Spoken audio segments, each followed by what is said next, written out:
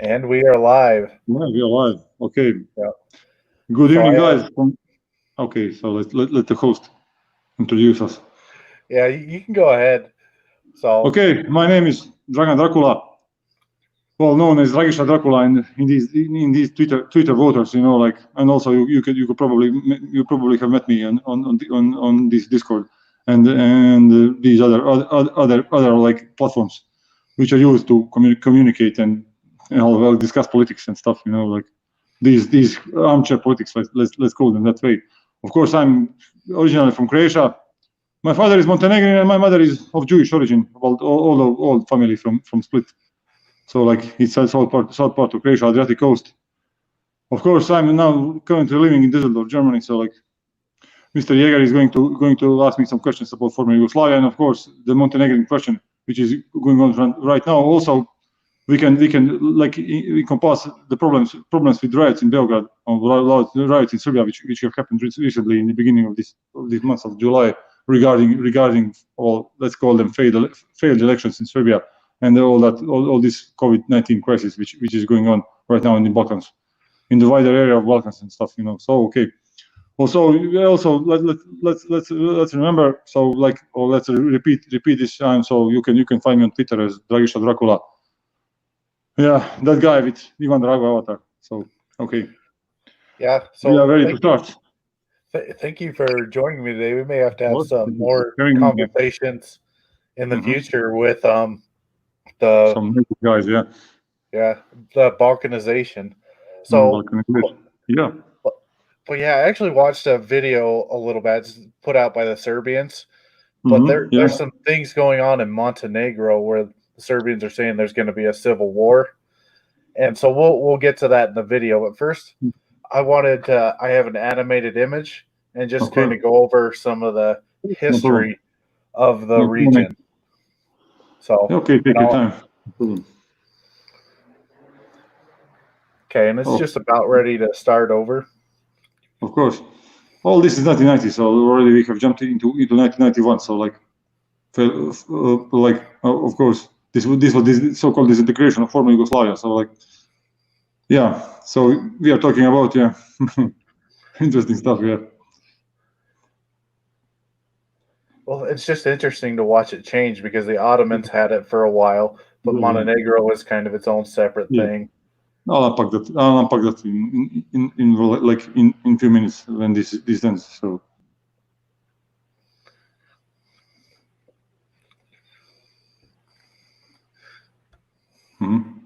So we have ended, of course. Now let me unpack. So this map or this animated video shows you development of situation in Balkans since Middle Ages up to now. So like you can probably see that, like, let me start with this thing. So like, city which I hail from originally is Split, or Spalato as Italians call it. It was a city. It is a city in middle of eastern coast of Adriatic. So like, city has been built by Emperor Diocletian, as he's called in English, or Diocletianus, and known in Latin. Also, city is very famous for being mostly Italian inhabited up to maybe up to Middle Ages and like period pre-Napoleonic period. Also, city up to 1890s had a Italian speaking majority. So like, it's a little bit itchy. So let's get up to this animated video. So like, you can see that that video, so that like territory changed hands, like let's call it that way, changed hands. So rather different empires have been have been circulating through that. Especially you have probably mentioned Ottomans and their conquest, which effectively called most of Balkans in 15 and 1600s. So like, if you want to ask me about something related to that, I can explain. So like, before we jump into modern times. So yeah. So the Ottomans had it for a while, and then you had some of the Slavs that came in as well, which is one of the reasons Bosnia is more of the Turks. But yeah, you had the Slavs come in with the Orthodox Church as well. and then you had the Italians, you had the French, you kind of had just a big melting pot of people trying to obtain this So area. so okay. Let me unpack. So these areas have been mostly habited by Latin speaking. Like after Roman Empire or Western Roman Empire disintegrated, you had big chunks of like Latin speaking or vulgar Latinity speaking populations in this part of Western Balkans. So so Slavs settled these areas in 600 it's 7th century CE, so AD as they call it. So like it was middle 600, so like from 620 to 650 CE. So like in that time period. So Slavs have settled from the northeast, passing through Pannonian Plain, and then effectively settling this part of Adriatic and most of Balkans. So like in general, we can speak about that. So like most of the Latin speaking population in these parts have been assimilated by the Slavic, like as they call them, conquerors. Also, like through Middle Ages, situation has changed. Like Byzantines or Eastern Roman Empire had also it clutch on these like cities on the eastern coast of Adriatic. Also, these major cities within Balkans. Like so split city from which I came from was under Byzantine rule for hundreds of years, only being incorporated into then frailing Croatian state or Croatian kingdom around year 1000. So like that was the story. So like before Ottoman arrival, so like we can say this. There was few Slavic, like they call them empires on this problem. They did that Bulgarian run in the east, Serbs which arose in 2000s. So it was middle age, and of course before them Croatian kingdom which unfortunately crumbled in like contemporary to start of the first crusade. So Croatian kingdom has been like it was conquered by the Hungarians, or rather entered into personal feudal union with the kingdom of Hungary. So like good deal of northern Croatia was systematically Hungarized during Middle Ages. So like you need to take that into account. Of course, later in 400s, not in 400s, but in 1400s and 1500s, there was of course Turkish incursion, which mostly took most of the Balkans under its control. So like some partial Islamization started back then, and of course most of Croatia, all of Serbia, all of Bosnia, and most of Croatia ended up within Turkish premises. That situation was lasted up to so-called Great War, which started in 1683 with Turkish siege of Vienna, when Turkish war host was finally destroyed by the so-called Holy League, and Turkish possessions in most of West Balkans effectively disintegrated, and the Austrian Habsburg Empire finally got rid of the Turks. The only part of Western Balkans which stood in firm Ottoman grip was part of Bosnia and Herzegovina. So you need to have one distinction.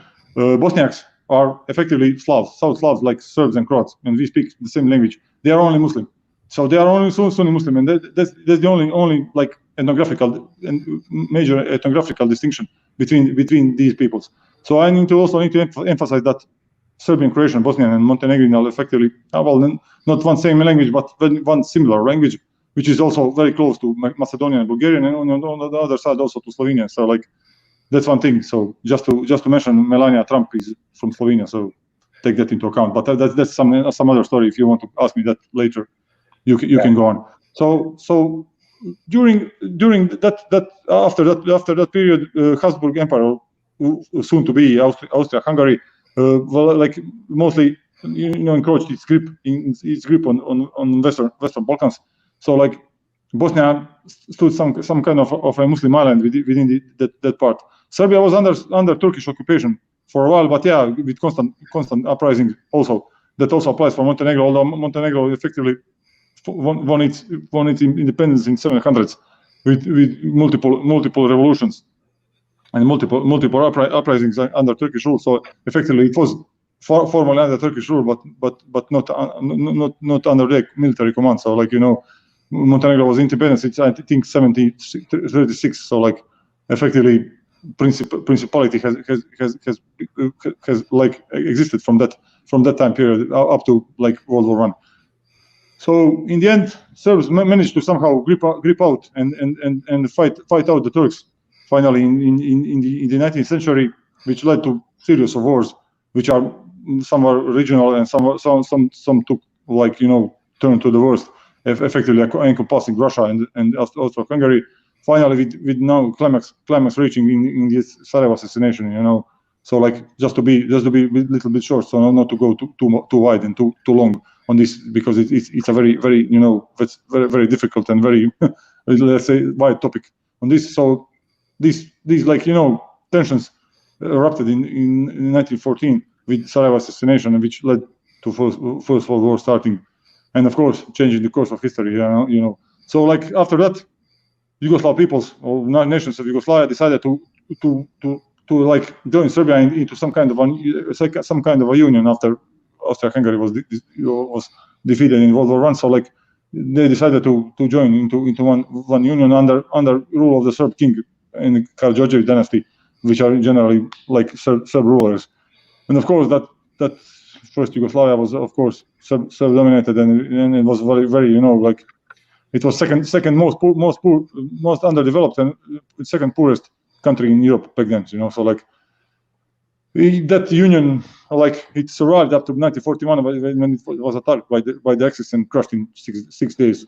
So only 7 days. 7 days of fighting, finally capitulating on 17th of April 1941, effectively got into occupation. World War was a fucking mess here. So like, you know, like, there was not few, but quite a few of Quisling forces which actively cooperated with Germans. 3 on Serb side, 1 para-state under German tutorship, so-called independent state of Croatia, which was mostly led by the Ustaša regime, of Croatia, which committed mass genocide against Jews, against Yugoslav Jews, and all other nations, especially the Serbs, which, like, the number is probably somewhere around 300,000 people got killed in concentration camps and extermination camps on the soil of that kind of puppet Quisling state, which was of course propped up by Germans, and ending up with mass uprising of the people, multiple nationalities fighting against the German occupation. So like, Yugoslav partisans, which are generally was led by communists and Marshal Tito. You probably heard of that guy. So like that, yeah. He makes that guy. Yeah, man. That like, you know, that very famous man in global terms. So like, he's like bunch of communists, not just communists, but these left-wing guys and some centrists, which joined their cause, managed to defeat both Chetniks and Ustaša and final Germans, with some help of course, with some fantastic help of President Roosevelt and Chancellor Churchill. So managed to, or Prime Minister Churchill, managed to fight off the Germans. Of course, Yugoslavia then turned to be a communist, like they call themselves socialist country.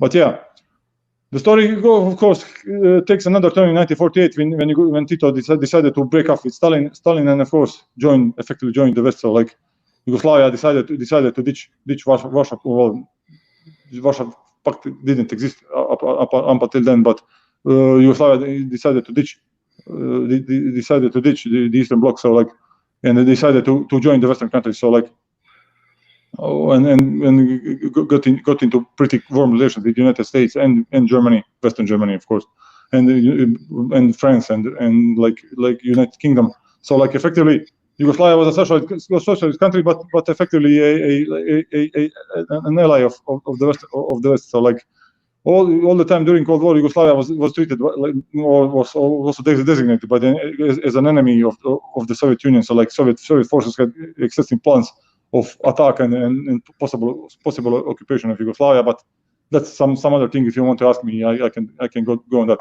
So after Yugoslavia, of course, ended up in economic turmoil during mid-70s and after first oil shock. With fall of Berlin Wall and end of end of Cold War, Yugoslavia ended up in turmoil and fell out in that fell apart in that bloody war in the 90s. So starting 1991, ending up with 1999 and NATO intervention against Serb forces on Kosovo. So that was one bloody war which I have myself witnessed. So I watched it. I watched some things I have watched with 909. So I have some experience with that. Also, though not very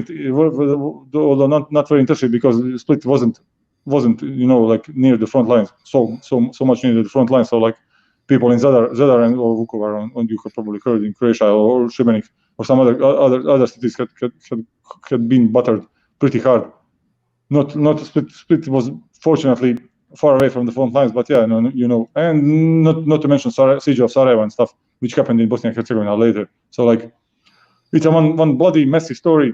So after the war, Yugoslavia disintegrated, or rather it disintegrated in 1991.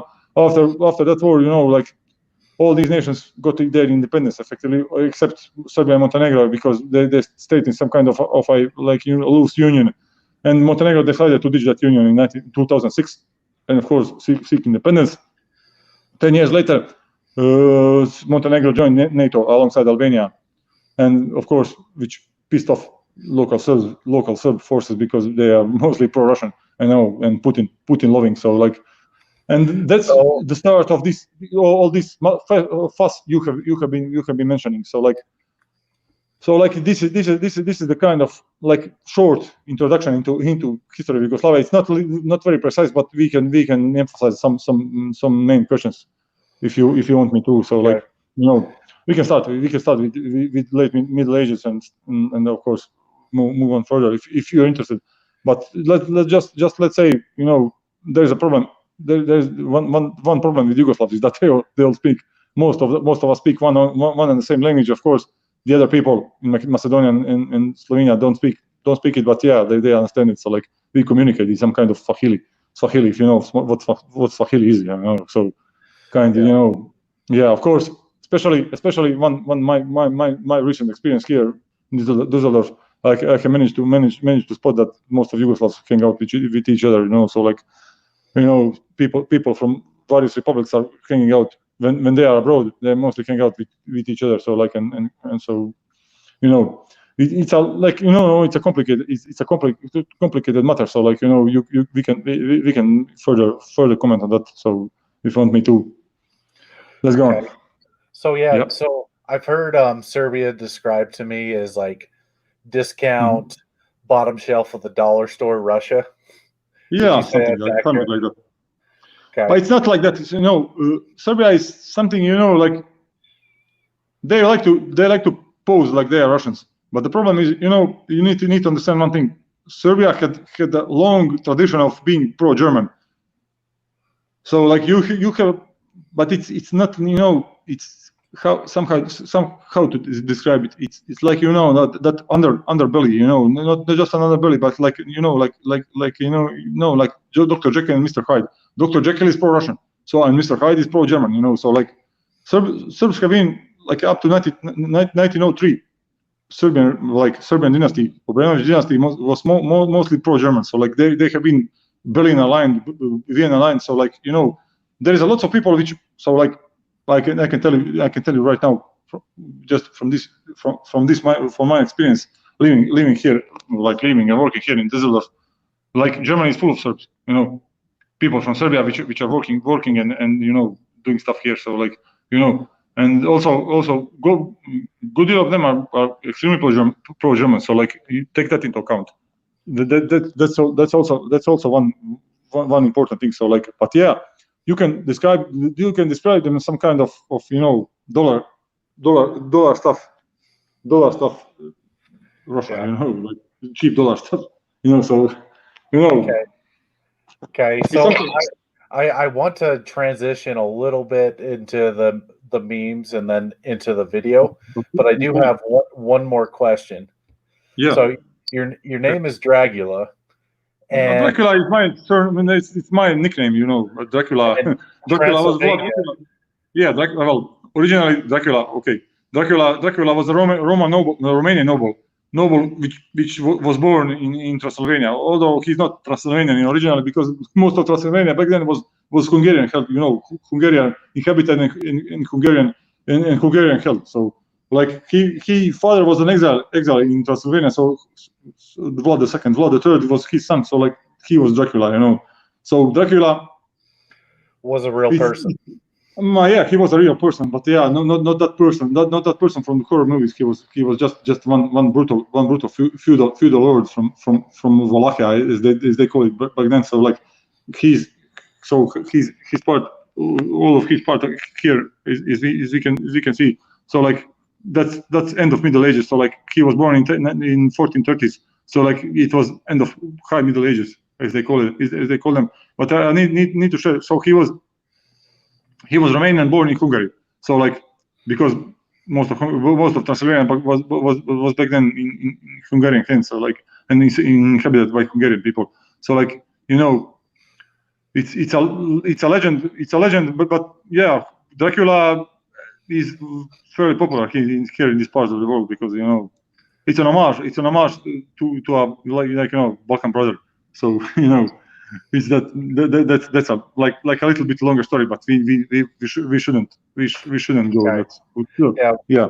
We'll get into some of the memes here. Of course, no problem. So here's one: the Montenegro flag. He says Kosovo is Albania, and then the Serbian flag shoots him, and then points again at Turkey and says, "You're next."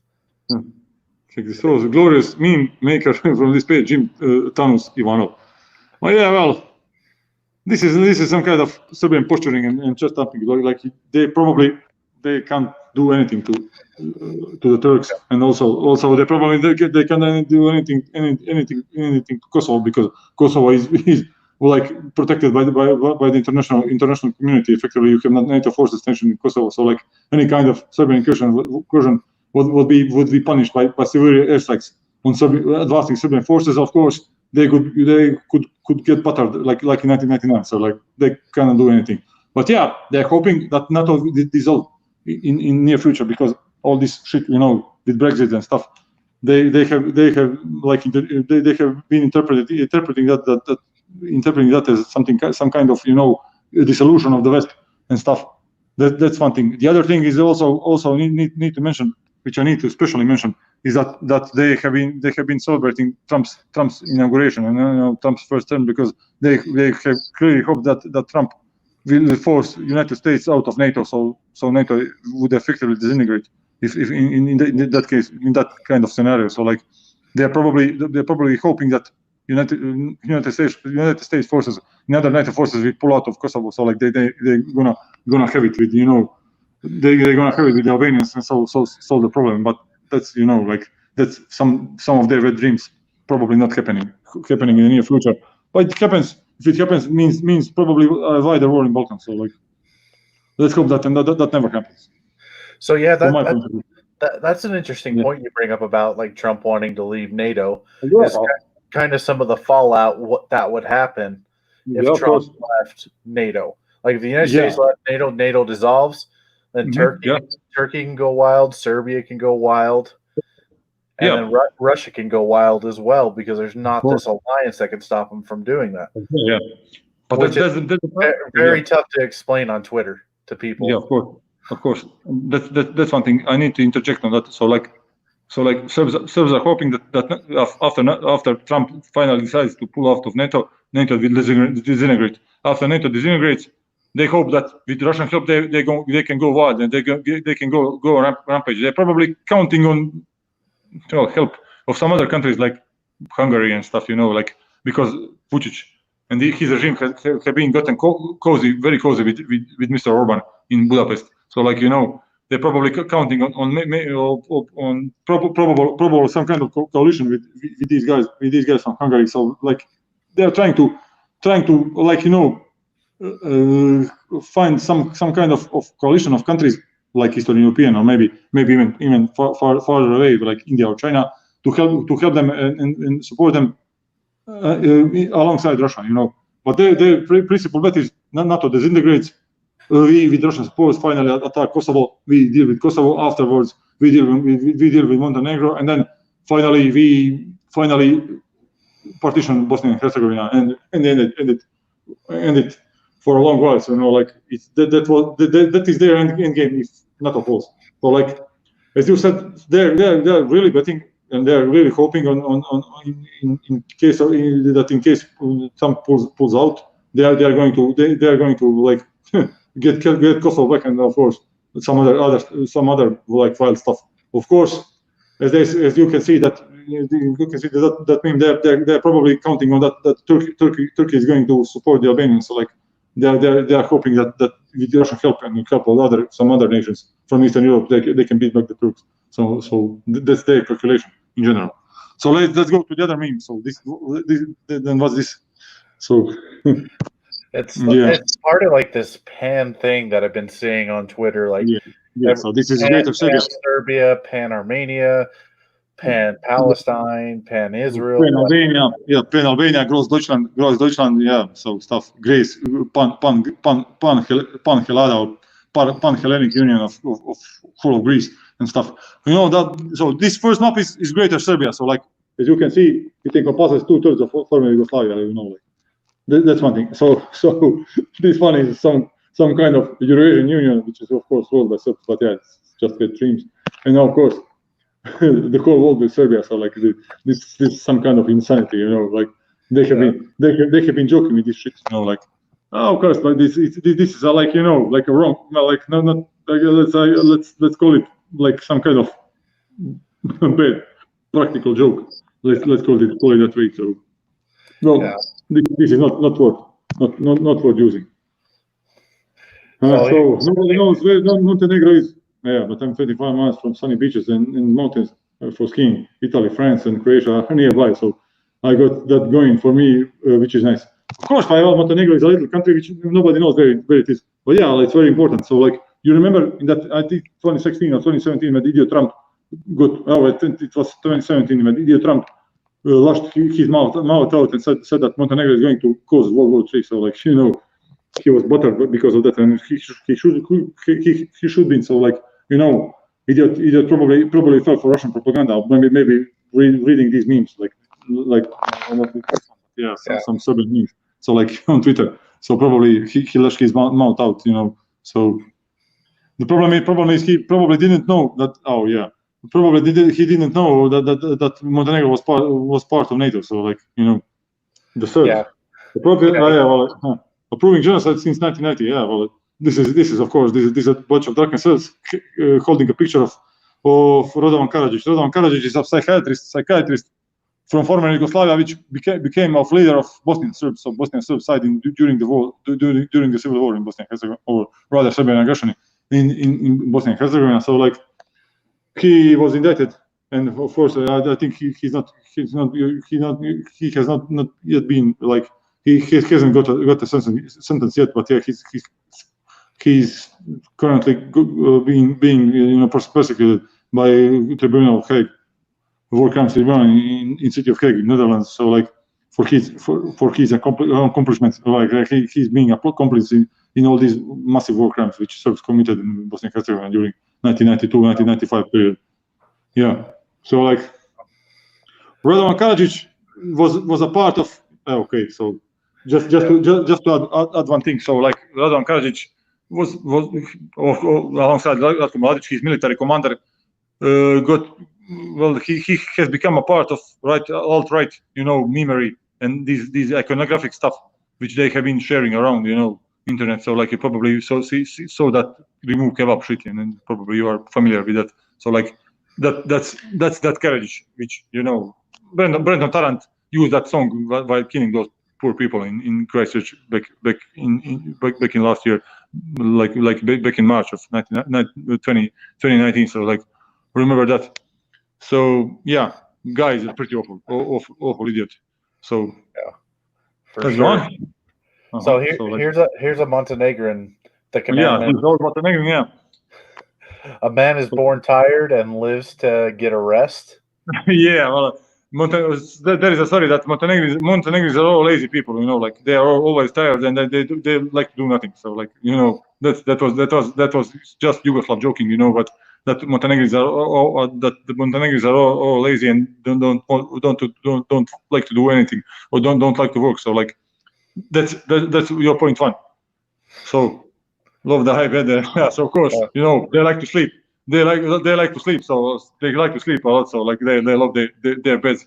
Rest during the day, and so you can sleep at night. So like of course, it's also connected to like this proverbial Montenegrin laziness. So like do not work kills. Of course, yeah. Also connected to laziness.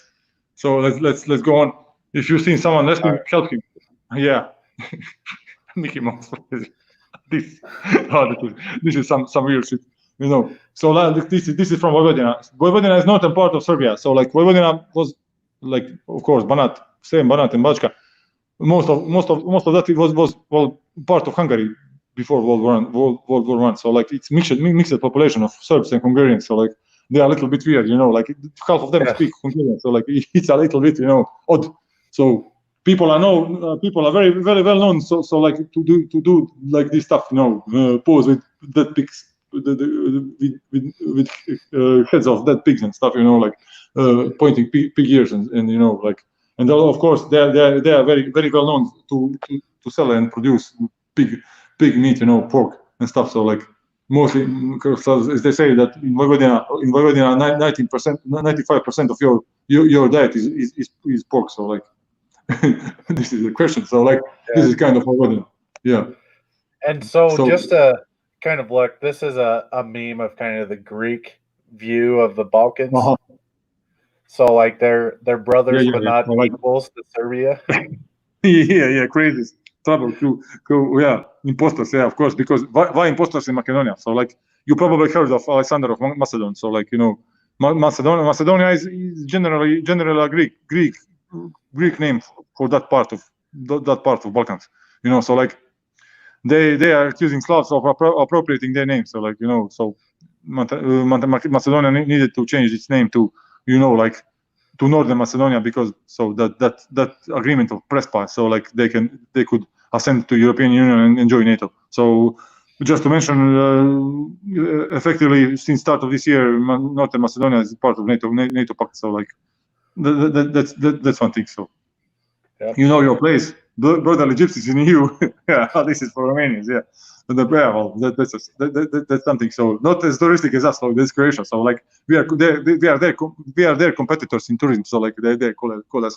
Although I need to say, here in this street, which I live here in Düsseldorf, it's full of Greeks. So like and they're mostly friendly to us Croats. So for some reason. So unfinished Turkish business. So not real sea. So for Montenegro, crazy trouble couple. Yeah. Center of the universe and house of Zeus, of course. Mongol cover Greeks, so that's for the Turks. That's as Greeks saw it. So like I could I probably you probably saw that memes I have been also sharing. So like most of Mediterranean was inhabited by Greeks, but during ancient times. So like during like times before Roman Empire. So like they take that into account. Most of southern Italy and Sicily was under their rule. Like also Split city, which I have from Greek word as Palatas. So like it also was one big ass Greek settlement which got converted into Roman city. So like most of these toponyms here in the coast of most of this eastern coast of Adriatic are also good deal of coast of Italy also has Greek names. So like Greeks are all over. Let's go further. That's all I have right now. Who's this guy? Yeah. So this is going to be the video, and this is from a Serbian source saying that Montenegro's on the verge of civil war. Let's see. And so we'll go through it. If you want me to stop it, just let me know. We'll stop it and we'll discuss. No problem. Let's see. So. Sviđalo se to nekome ili ne. Ja ne želim da se u Crnoj Gori prospe ni kap nečije krvi.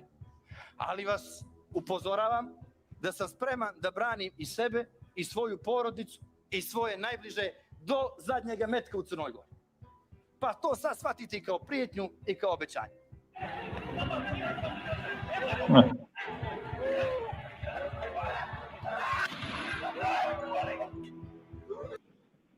I think it's funny them having police brutality. Yeah, police brutality, but yeah. Common in Serbia as well. Well, we have seen that. We have seen that few weeks ago. So like nothing special. So yeah, that's the place. So like I'm going to get on this. So no, Mr. Jager played. So yeah, okay. Let it play. So.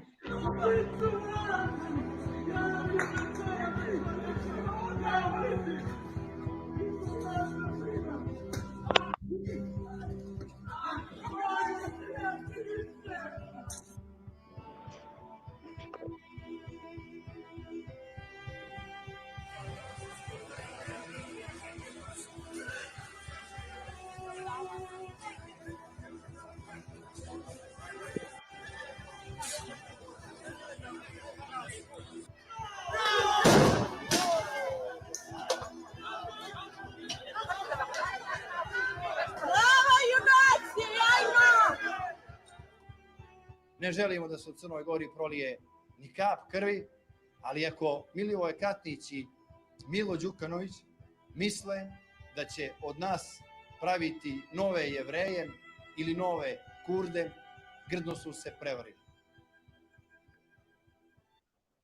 So I think that's a good introductory to kind of what it's. Okay, let's unpack on this. Let's unpack on this. So like these guys you have been seeing here, so like they are mostly pro-Serbian people which are currently residing and living in Montenegro. So like they haven't accepted the fact that Montenegro has become an independent nation. So like their whole of their policy is that like Serbian, like do re-Serbianization of Montenegro. So like Montenegro ceased to exist like an independent country, and then joins Serbia as some kind of union, probably like a concrete or hard federation, with of course Belgrade as we call it, being a capital. So like that's one thing. The problem is like these people they don't recognize Montenegrin nationhood and Montenegrin well, like let's say like call it language or Montenegrin church and stuff. So like they have been constantly negating effectively the existence of Montenegro. So like you need to take that into account. So that's the general problem. So like they don't count themselves as Montenegrins, but as Serbs. That's the problem. So like one thing is important here. Since the Congress of Vienna in 1878, Montenegro was recognized as a sovereign country. So like it existed up to like Austro-Hungarian occupation in 1915, and then up to 1918. So like after the breakthrough on the Solon front, Austro-Hungarian forces and Balkans disintegrated. And then like guerrilla forces of Montenegrin warriors in the mountains managed to liberate all the major cities in Montenegro, and then they have been joined by like liberating Serbian forces, which advanced from the south, from Thessaloniki or Salonika, as Greek called them. So like afterwards, after Serbs so-called liberated Montenegro, they effectively decided that Montenegro doesn't exist anymore. So like they decided to abolish the nation, abolish the church, abolish the autocephalous Orthodox Church in Montenegro and stuff. So like effectively did some kind of Anschluss like Hitler did in 1937 with Austria. So like effectively erasing the nationhood of Montenegro. So like, and that from that time on, well, let's call them huge party of people which are living in Montenegro are pro-Serbian. So like they count themselves and they like they like identify as Serbs, not as Montenegrins. So like you saw this guy here in this video. He's effectively a Serb, although his party is effective and exists in Montenegrin parliament or Montenegrin National Assembly. but they effectively don't recognize Montenegro as an independent country. They want to join Serbia again. So like that's the whole story about this. So like, and you've seen this police brutality. So like they have been provoking police and attacking, like attacking like installations of the government in Montenegro for for years now. So the first turmoil started in 1916. Back in 1916, it was I think fall just before US elections when Trump won. It started with that, and it effectively is a some kind of a low-key civil insurgency is lasting from that date up until now, with like some surges and some spikes, and of course with like afterwards with some kind of lulls in violence. Although I need to say that all this shit is effectively led by Serbian Orthodox Church in Montenegro. So like they have these processions and these, so they call them letias. So these guys led by like these monks and priests, Serbian Orthodox priests which are marching through the streets of these major cities in Montenegro. So like it's like kind of like it's a very nasty scene to see. So like, but you can see in this video you can see only one side. You probably never saw. You probably never seen in these videos that they are attacking police and calling them ustaše, like derogatory term, because and calling them word, Štip or Šiptari, and like they calling them Albanians and stuff, like insulting the police and calling Mr. Milo Đukanović and his government as traitors and stuff. You cannot settle with the fact that Montenegro is part of the West now, and that it joined NATO, and that it probably will never ever be part of Serbia anymore. So like that's the thing they cannot encompass and they cannot follow. So like that's the general reason of all this shit you can see here. So like we can go further on in the video if you want to. Yeah, I was just going to point out here on the map, like if Serbia wants Montenegro, it gives them a port. Mm-hmm, so yeah, Serbia is really landlocked. Yeah, of course, landlocked. And their neighbors to the south don't like them. Of course. So, and then there's mountainous terrain to the north. Mm-hmm, yeah. And so they're kind of trapped in a way, especially Montenegro has divisive ties with them because Bosnia has divisive ties, Kosovo, Albania. Yeah. Although Macedonia is something else, but yeah, generally you need to understand that third of the population in Macedonia is also Albanian, so like that's a tricky situation down there. So also take that into account. That's one thing. The other thing, so like so like you can so Serbia is like this orange part plus Vojvodina, this northern part. So that's Serbia today. So like, and of course they are landlocked. So yeah, the problem is probably the high probability is that they're not very interested in the sea, but I think like territorial expansion. So just in case, but as I understood, Montenegro, as I have been last time I visited Montenegro in 2010. So like, yeah, well, as people down there say that the country has finally had some flourishment. Finally, then they got rid of union with Serbia because during Serbian times and during Serbian effective occupation and being under their rule, like they were in half colonial status, like middle of nowhere, effectively forgotten. So like not that very many people down there want to join Serbia. So the problem is there is a vocal minority which is making the problem. So like but yeah. As that guy says, they are hoping for a civil war. So like that could be one huge and big ass problem. So yeah, let's go on with the video.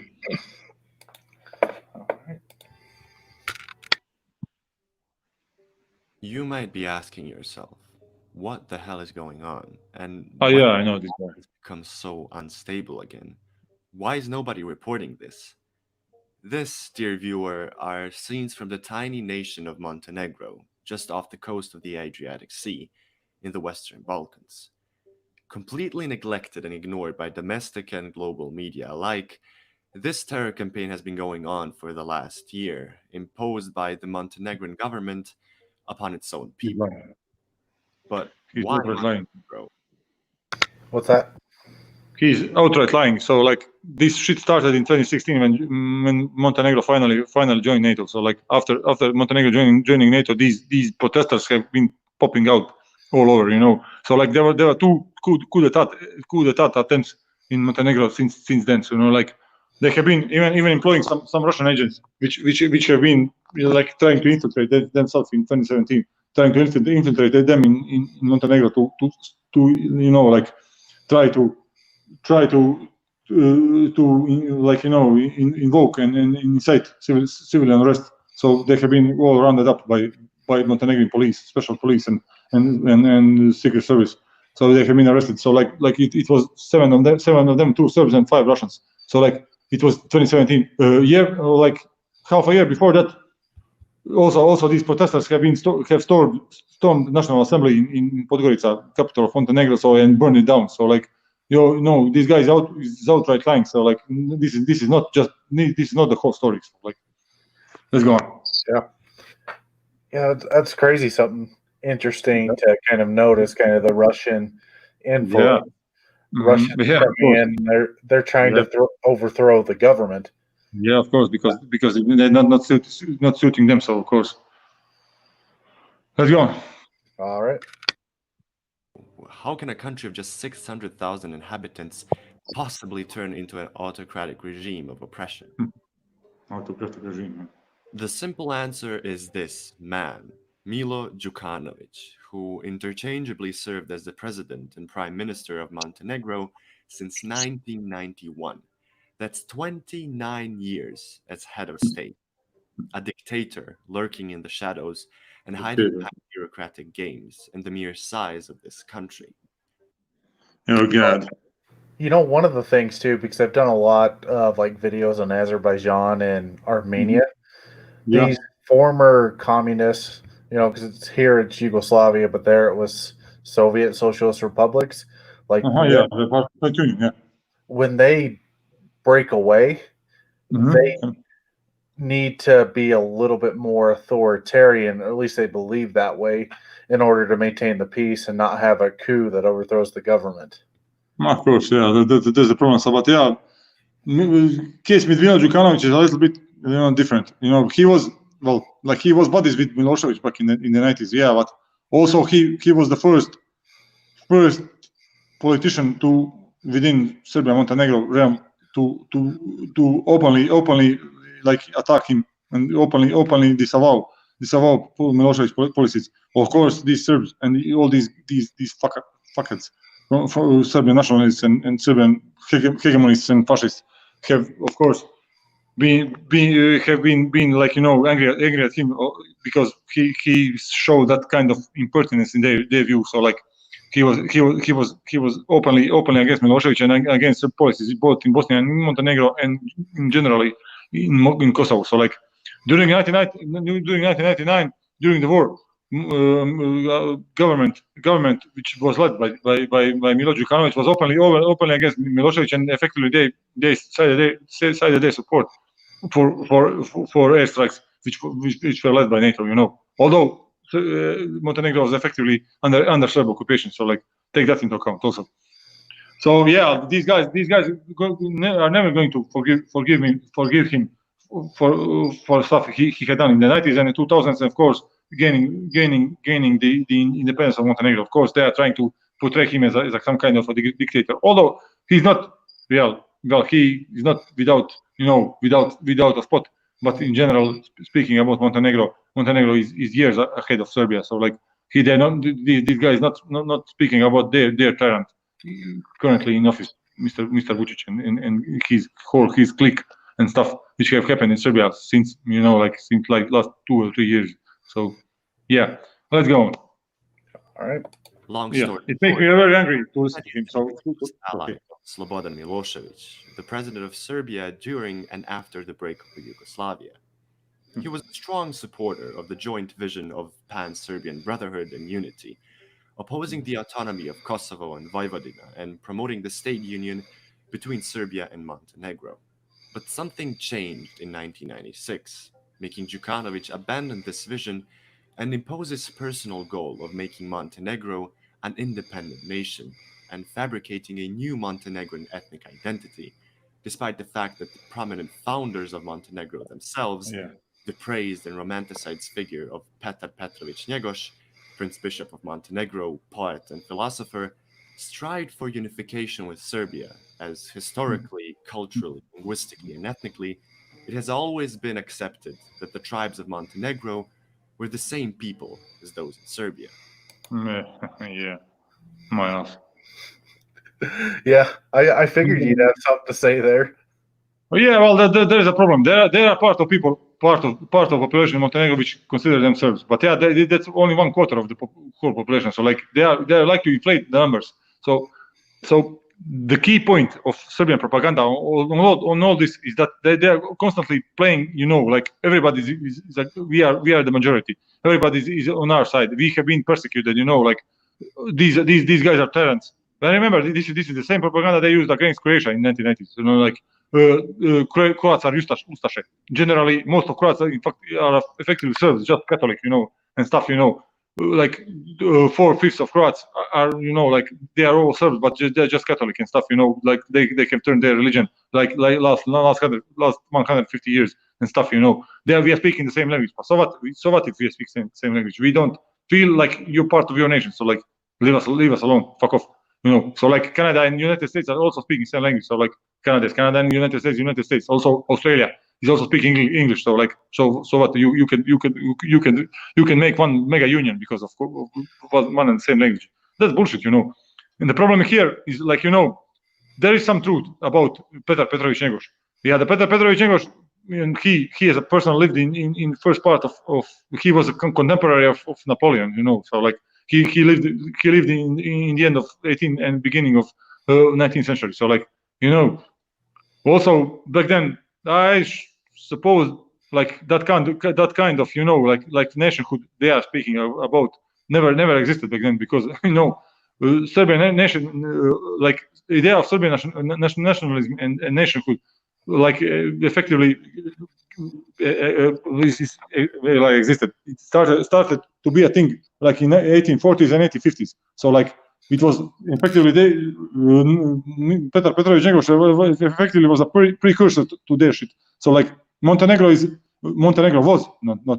was effectively like a nation state before Serbia was. So like if you are speaking in modern terms, so like and of course there's of course bunch of fabrications which are of course telling behind all this shit. But yeah, we can go on. So you can see these marches. You can see here they call them litias. Litia is like some kind of procession of Orthodox priests and monarchs, or like these like monks, and of course followed by the people behind them. So like, okay, let's go for it. All right. And this is not greater Serbian propaganda or historical revision. No. It's kind of is. and widely accepted that Montenegro and Serbia are the same nation, separated by unfortunate historical events. And you probably just wait a second. Wait a second. Mr. Jager. You probably saw that black, yellow, and white flag with an eagle inside. So like that's a dynastic flag of Romanov dynasty, So it's directly connected to Russia. So like they are waving a flag of imperial flag of Romanov dynasty, So like, so what the fuck do Romanovs have with Montenegro and Serbia in general, So like they take that into account. Also. Yeah, it kind of looks like the ISIS flag to me. Yeah, well, ISIS flag, yeah. Well, they are Orthodox ISIS. No, not that extreme, but yeah, I could tell you stories about that. Let's go on. All right. The political organization of the region, by which the process itself acquired its name, it was in the best interests of the West to use the tribal differences within Yugoslavia to dismantle the nation into several ever smaller states while propagating separatism and tribalism. Divide and conquer at its finest. This succeeded on all levels, as the ethnic and religious differences were substantial enough to promote separatism. Yet Serbia and Montenegro stayed as the relics of Yugoslavia, transitioning into the state union of Serbia and Montenegro until the declaration of independence in 2006, led by Prime Minister Milo Đukanović. The man who once supported Serbian-Montenegrin brotherhood now became consumed with power, with the end goal of making Montenegro his personal playground and mafia estate, which marked the end game with the events of last year. During his 30-year-long reign, covered up with bureaucratic games, he guided Montenegro into complete alienation towards Serbia by fabricating a new Montenegrin language. So complete alienation? Do you think Serbia complete alienation of what? Of Serbia? Yeah, like Serbia is some kind of factor in this world, you know, like so. Montenegro has finally integrated itself into Western multinational integration. So like, I'm really hopeful that Montenegro is going to ascend into European Union sooner rather than later. And also it joined NATO. So like, you know, that's one thing. So like these guys cannot like, you know, they cannot swallow that thing that Montenegro has finally become independent, and not just independent, but it's pro-Western also. So like they want to get it back into this kind of mess and septic pit of Russia, Serbia, and crap, you know, Belarus, and these guys, you know, like with Putin and Lukashenko and these idiots. So yeah, let's go on. All right. Ethnicity and church. By recognizing Kosovo, which he opposed passionately just a decade prior to that, yeah, of course. Entering NATO in 2017 with no referendum whatsoever, the same organization that illegally bombed Serbian and Montenegrin. Legally after you killed scores of people, you know. Yeah, it's all illegal. Yeah, it's all illegal. But yeah, go on.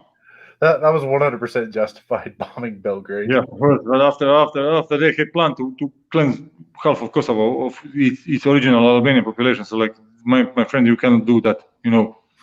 You of course, and they forgot what they did in Bosnia and Herzegovina just 4 years prior. So like, you know, you have spent all your credits, you know, like, and then that's one thing. So like, you know guys, also Serbia was offered so-called Rambouillet agreement, called by Rambouillet Palace near Paris. You know, like they could have held some kind of sovereignty under Kosovo, but with a effectively a loose autonomy. And idiot Milosevic refused that. So like, you know, and then they got bombed. So like, let's be honest. They have been thinking about, you know, like let's say how shall we, you know, play out whole of international community, you know. So like, you cannot fight the whole world. That's one thing, and then you cannot commit genocide and cleansing, you know, under the nose of world public, you know, you fucked up. So like, and it wasn't illegal. So like, you know, you have refused to accept the Rambouillet agreement. So like, go fuck yourself.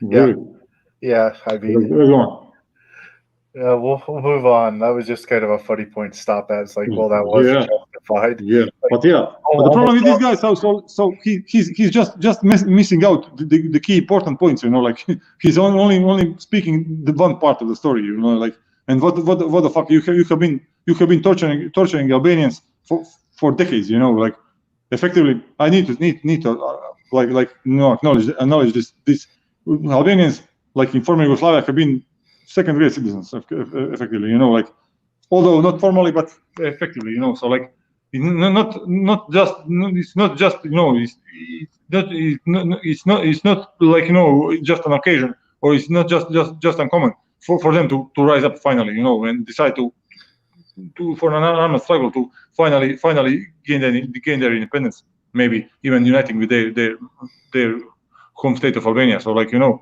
so yeah. The fuck. Also, Milosevic probably he effectively planned how to cleanse them out. So like, reduce their number in Kosovo. So like, they have 1.6 million Albanians living in Kosovo back then. So like, he planned to kick out some 8 or 900,000. So like, just to reduce their numbers in Kosovo proper. So like, you know, and of course, probably there will be some genocide elections and stuff. So, but yeah. the other thing is that like international community led by the United States and NATO was pretty was very patient with Serbia, like gave them multiple chances to to resolve the matter peacefully, but yeah, they have refused every fucking chance, and then got battered, and then this idiot comes with it was illegal. So illegal what? Go fuck yourself. Okay, let's go on. It's in 1999 during the Kosovo crisis. Additionally, he is often described as having connections with the Montenegrin mafia, internationally smuggling cigarettes with the means of organized crime. He was also sued by an Italian anti-mafia commission in 2003, but rather than being convicted, he was ruled to be, quote-unquote, immune to arrest as Prime Minister of Montenegro. Yeah, my ass. Additionally, this is also a story. This is also a bullshit story, but fabricated by Serbian media. So like he was investigated like like an accomplice, but never he was never indicted. Yeah, of course, the Serbian media pumped it up and made a fabricated story that there was some kind of he was on wanted list of Italian government, so like to be arrested and blah blah blah, so like it's all fucking fabrication. So yeah, keep going. Yeah, just trying to justify the means to kind Of course, of yeah. smear. Of course, yeah. Means to an end. But even if he did, smuggling cigarettes and stuff like that, Yeah, but you have he probably had some. That you need to understand one thing. So like during the wartime, that kind of union between Serbia and Montenegro, which was called the Federal Republic of Yugoslavia, was under sanctions, international sanctions mandated by the United Nations. So like that kind of cigarette and tobacco smuggling was a way to like to acquire hard currency. So to that, Milo Đukanović and his government managed to that means to pay out the pensions and retirement aids to all the people in Montenegro. So like that's one thing that was in the 90s. In the 2000s, that business had mostly stopped because Croatian tobacco industry has grown in strength, of course, and of course not just that, because we have turned into the market with the lower prices of the cigarettes. So like that was the thing back then. So like all these stories is a kind of bullshit, So like yeah, he had some kind of accomplishment, but nothing directly. So like, and all these stories about indictments and persecution and blah blah blah. It's all mostly fabricated crap by Serbian media, which have pumped it up back in 2000. So like just in case, so you can build a case against somebody you don't like politically. So yeah, take that into account.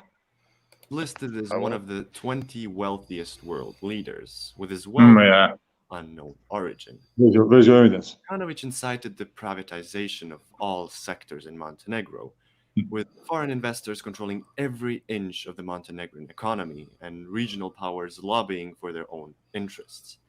In short, Montenegro had become a private real estate, guided by the same man who 20 years prior please. Identified as. Just a second. One thing I need to ask. I need to add here. So like he's talking about that mostly foreign investors have invested in Montenegro. So like that's a good thing. So that I can see here. That Boris Malagurski weight of change narrative. Foreigners are controlling our resources and stuff. That's bullshit. Of course, in general, any country would like foreign investors if they are sound, if they are not money launderers, to invest in their country. So what? Yeah. Fuck. Yeah, the fuck do you want? Yeah, like so it's capitalism. Yeah, but these guys are effectively you can see here. This is some kind of national Bolshevik, Nazbol tone here. So like we don't want foreign investment because they are here to rob us. Yeah, fuck you. So what? Well, so what other option do you have? Are you going to be like Armenia, where there's virtually zero, and you're reliant on Russia for everything? Yeah, like that's one. It's a way that you become independent. It's a way that you don't have to rely on somebody else for your basic needs, that you can find money and bring money into the country. Like the privatization is part of that, because then anybody from around the world can come to Montenegro and buy vacation home, or they can fix up a lot and make it into a bunch of vacation hotels or vacation suites. Spend money. And that's going to Spend bring money in money. Montenegro, yeah. Spend hard currency. Although I need to say Montenegro has been part of Eurozone since 2003. So like, you know, so you currency in Montenegro currently news is euro. So like, you know, but you are on the right track. So like these people are going to spend their money. So they hard on dollars, US on Canadian or whatever, pounds on other euros. Yeah, they're going to spend them in Montenegro. So it's like it's in your interest. So like, and then as you mentioned, Armenia. So like, take that into account. Russia is also a foreign country. So like, you know, go fuck yourself. Who are you fucking around? You know. So that's one thing. Also, so like, you know, like we are against foreign investment. But yeah, but if it's Russian and Chinese, then it's okay. So like, because we don't like the West. You know. So if Chinese are going to buy everything for, you know, so for a handful of dollars, then that's okay, because Chinese are our friends. So like they are not. And of course, if we are self-reliant, we are going to play self-reliant bullshit, you know, like, and ending up like, you know, North Korea or Albania, but during Cold War, you know, like, and effectively Albania ended up like a poorest country in Europe during Cold War. So like, you know, that was also similar shit was played by Ceausescu in Romania. So like, Romania was a dumb call, you know. So these guys effectively are unbelievable. Them and their nationalists or their national Bolshevik bullshit, you know, like. So like, we are going to be self-reliant. We are not going to let foreigners invest into our country. So, man, you know. So you're so outdated, you know. Yeah. I cry and I cry. You know, I cry and smile in anguish at the same time, you know. Yeah. Yeah, I mean, and I shouldn't just pick on Russia and Armenia, because America has Puerto Rico as well as a country where it's kind of like protected and way too reliant on the United States. But for a country, you know, you're just getting started. You were this former republic or countries of Yugoslavia, and you're trying to modernize, you're trying to industrialize, you're trying to build your country up. One thing important. Just Jaggers, just interject on this. So one important thing, out of 8 republics and autonomous provinces of former Yugoslavia, Montenegro was the second poorest. So Kosovo was the poorest, and Montenegro was behind them back in the 80s and 70s also. So like, and today, after breakup of Yugoslavia, you know, like, Montenegro is the third wealthiest. So like, Slovenia is far the best. You know, they are in league with Italy. You know, so like, afterwards it goes Croatia, where I hail from, and then Montenegro. So like, Montenegro is far better, standing far better than Bosnia, then Kosovo, then Serbia, and then North Macedonia. So like, take that into account, and far better than Moldavia, Ukraine, or Albania. So take that. Also, they have a better standard of living than Belarus and these shitheads, you know, from former Soviet Union. So like, and as you mentioned, Puerto Rico has a better standard. Puerto Rico is in league with Slovenia, maybe a little bit poorer. So like, for Caribbean countries, Puerto Rico is going fairly well. You know, they are doing fairly well compared to other of their Caribbean neighbors. So like, you know, that also needs to be put into place. So like, I would like to live in Puerto Rico in general. So like, taking the living standard and GDP into account. Yeah. So, you know, but I think Puerto Rico, you know, if they broke away from the United States and became their own country, they would go through a similar process that Montenegro is going through right now, where they would privatize a bunch and try to bring more money in. Of course.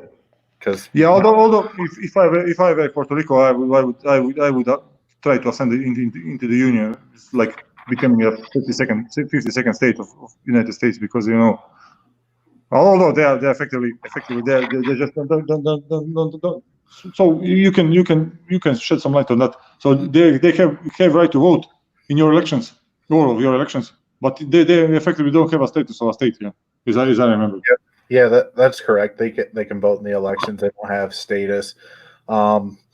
they're really just another state, but they don't have to pay the taxes at some of the other states. So one of the reasons why they wouldn't join, but they are also a little bit economically hampered on what they can do, what they cannot do, because a lot of times the United States has to give approval for some of the projects that they do. Yeah, they are effectively a territory, was like those territories in 19th century. So like they effectively have a status of a territory within the union. So like they are not fully independent, but like they haven't been an independent republic which has joined the union. So like I understand. So that's the point with Montenegro, Puerto Rico. But okay, let's go further with the video. But is now determined to erase the Serbian national identity from the country. So enough of context. Now we know who Milo Đukanović is and what his motives are. So what's the big deal now in 2020? Everybody is allowed to identify themselves as they wish, create nations as they wish, aren't they? What's the problem? Let's hear what the Serbian Minister of Defense has to say. Nije u pitanju oštra retorika. Ja govorim istinu. Znate, obično se naljute na mene kada nešto kažem, ali niko ne kaže da nije istina to što sam rekao.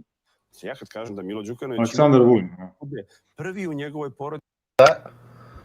This is a Serbian Minister of Defense, Aleksandar Vulin. Aleksandar Vulin is known for speaking stupidity in public. He's mostly known in former Yugoslavia as a running joke. Like a village idiot. So you can treat him like that. So he's like the Jimmy Dore of the Serbian. Not a Jimmy Dore, but like he's like Trump at his worst moments. Like you can treat him like that. So like he's like how to say, he's like combination of Rick Wiles and I don't know and maybe Glenn Beck when he's drunk. So like that kind of an idiot. So okay. We'll continue on. Ko je postao Crnogorac. Pa to je istina. Nije mu bio ni otac ni đed, kako kažu. Ovo je nego on, ali to je njegovo pravo, ja se ne ljutim na njega. Ono što ne razumem, to je zašto misli da on ima pravo da onima koji su ostali u srpstvu zabrani da ostanu u srpstvu.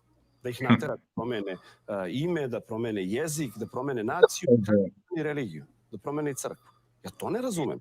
Dakle, kad je u pitanju Crna Gora, Srbija ima legitimno pravo da brine o položaju Srba koji žive u Crnoj Gori. Sad vam je možda jasno. That's a pretty rough position.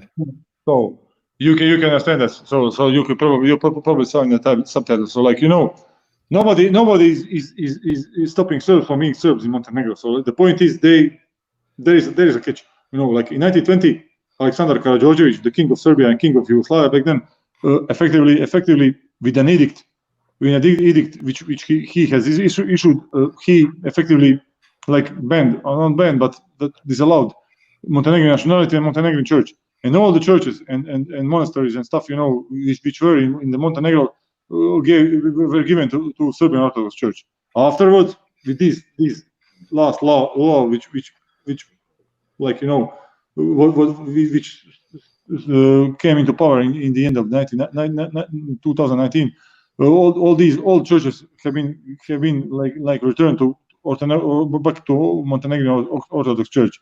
The problem is here, the problem is all these churches are collecting money from their believers, from their canons, So like the problem is Serbian Orthodox Church is going to lose the part of the revenue because all these monasteries and churches are going to get into the hands of Montenegrin Orthodox Church. That's the first problem. The other problem is, of course, like they are always playing that they are persecuted. So like Serbia has a right to defend their compatriots in Montenegro. So like, what are you going to do? Send military in, or maybe attack Montenegro? But there is a problem. They probably would have, but that Montenegro is part of NATO alliance. So like if they try to do something like that, they could have gotten battered, and pretty roughly battered, like in 1999. So like so there is also I need to say something else. The problem is Serbia is not directly involved in that. So like the whole of this problem is also connected with Bosnia and Herzegovina, because as you probably read, you do know something about Bosnia and Herzegovina and how it is aligned right now. So if I need to shed some light, if you don't know, or maybe if you do know, please share. So I can give some additional information.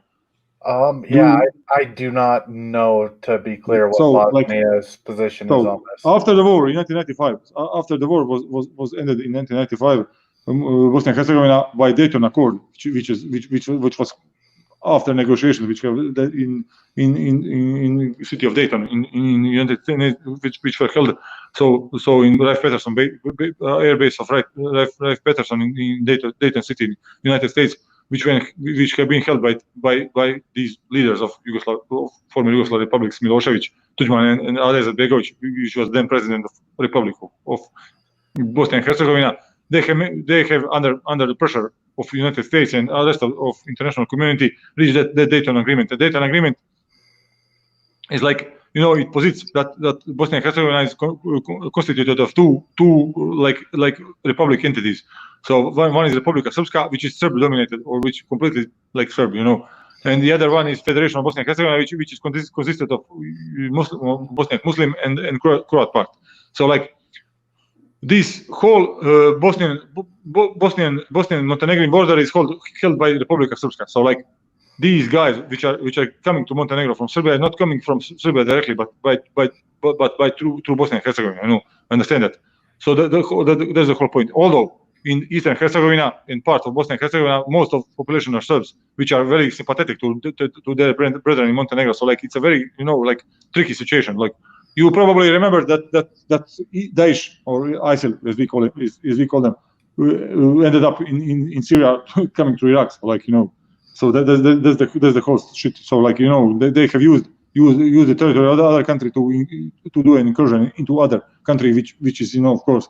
So like there is some kind of plausible deniability from Serbian government, which can say, well, those people haven't come from Serbia.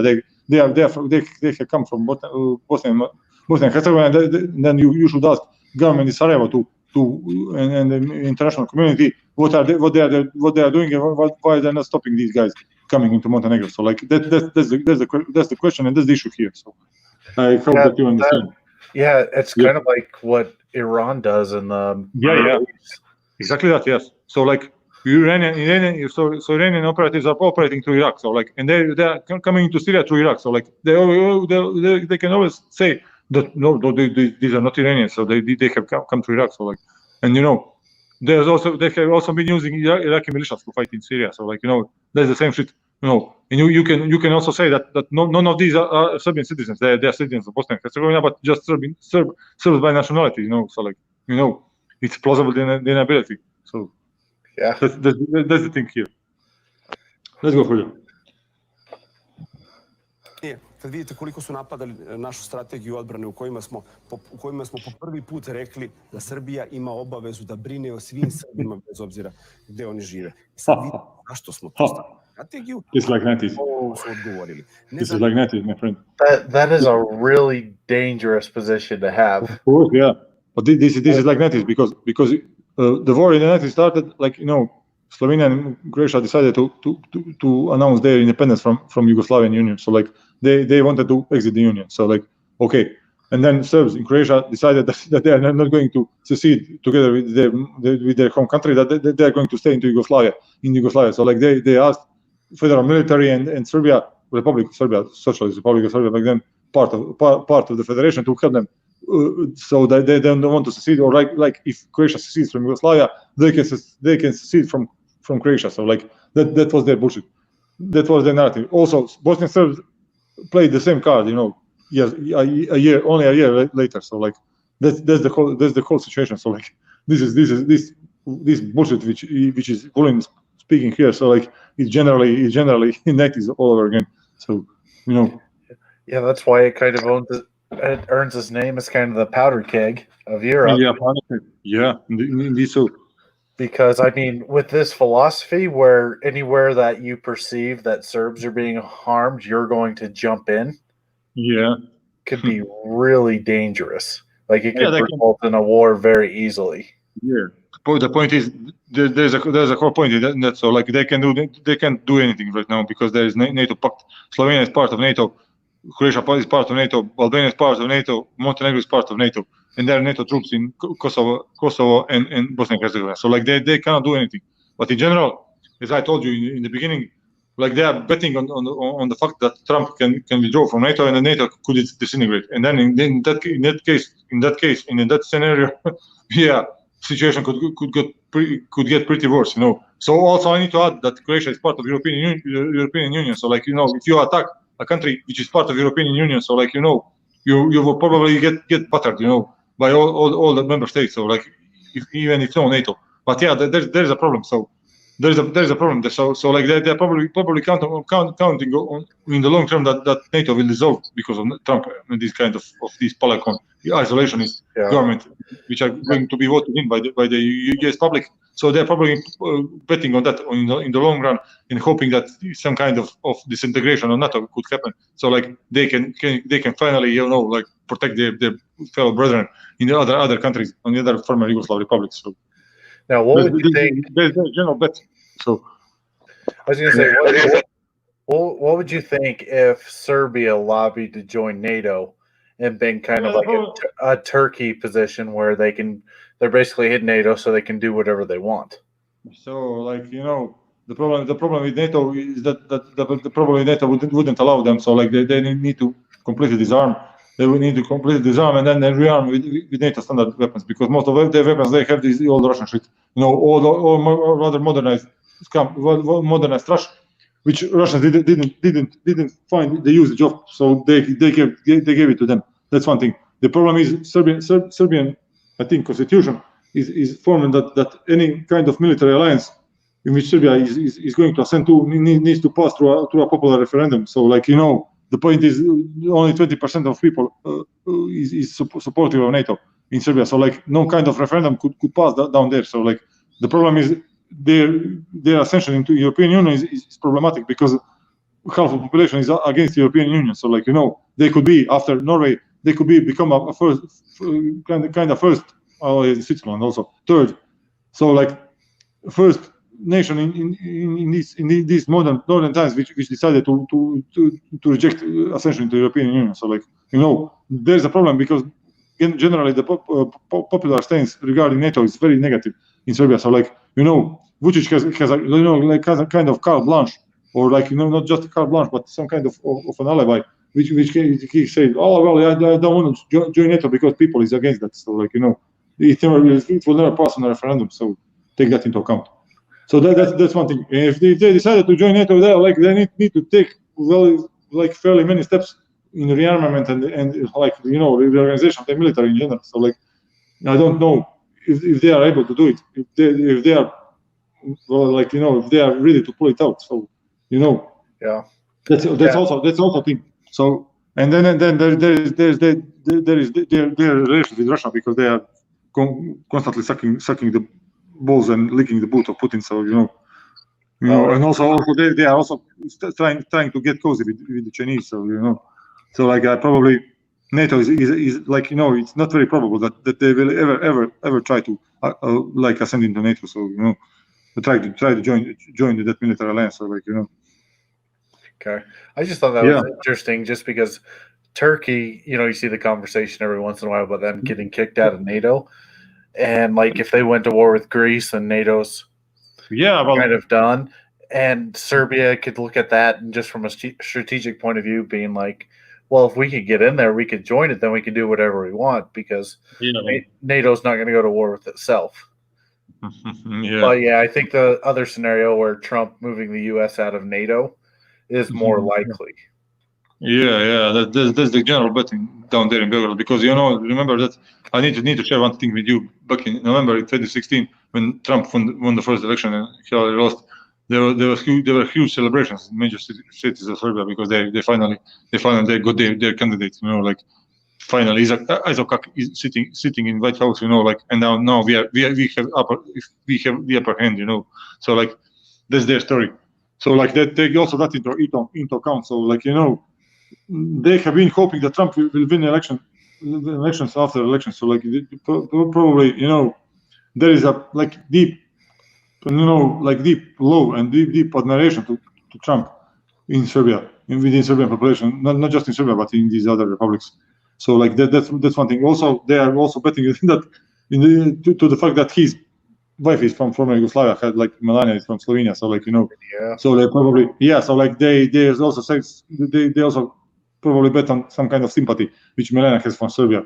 Although that's a little far-fetched, but Slovenians are mostly neutral to other Yugoslavs, but they are mostly like most of them are like they like everybody. So like fellow Yugoslavs. So that's the shit. So like they're probably trying to bet on long termly on that Trump is going to be sympathetic to them either way. So and of course he'll finally break up NATO. So that's the situation.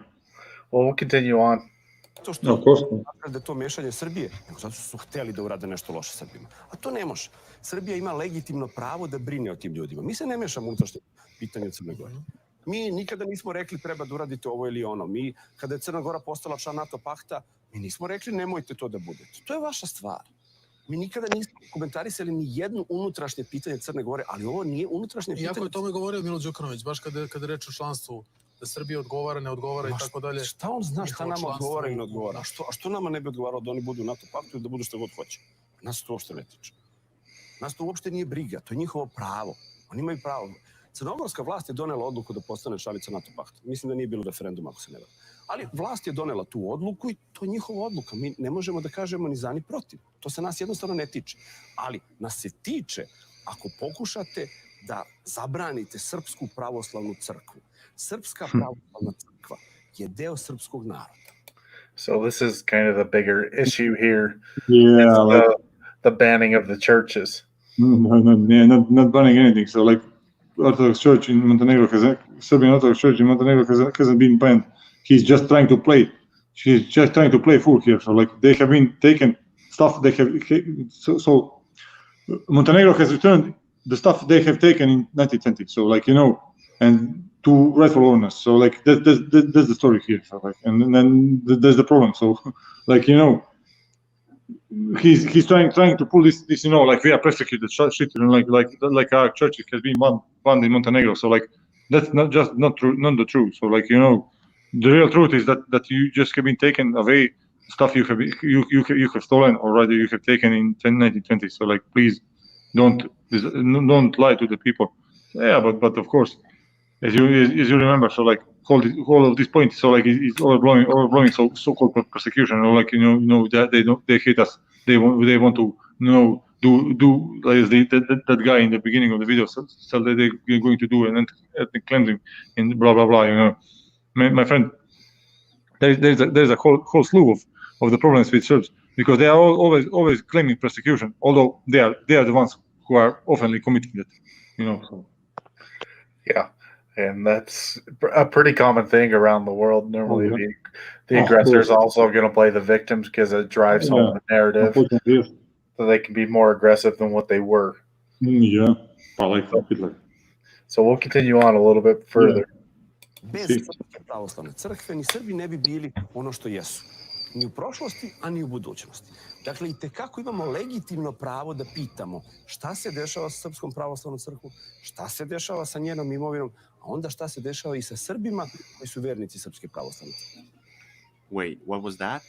What does any of this identity politics have to do with Serbs? Why would they feel oppressed just because a nation doesn't want to identify with them anymore? Well, the action that might just spark a civil war in the following months, with tons of gunpowder accumulated throughout the decades of corrupt politics, was Đukanović ironically named Law on Freedom of Religion and Belief and the Legal Status of Religious Communities. Quite a one thing here.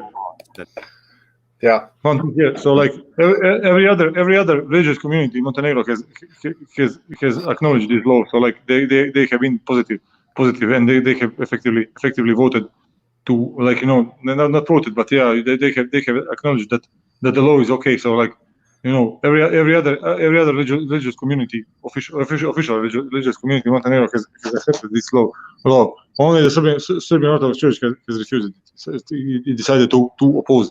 So like, I think that also sheds some light. So like, you know, it's not a problem with the law. The problem is with them. So. Yeah. We'll continue on. I think it's going to explain it a little bit more, the different aspects of the law. Let's see.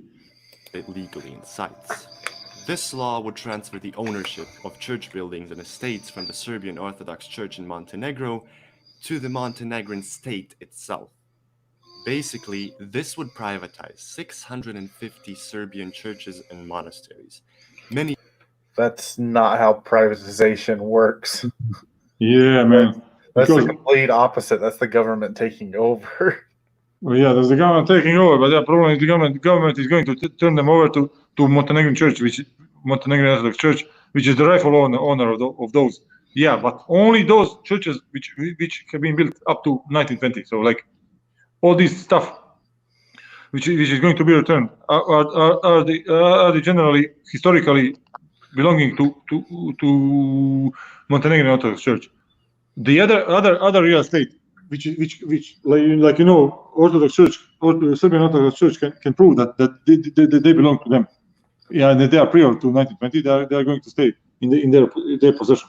But that's the only tiny fraction of whole of the vault. Let's call it that way. So like, you know, that's the reason they are afraid of, because most of their possessions right now have been taken over in 1920. So, you know, yeah, they have been playing that card for a long time now. So yeah, let's go.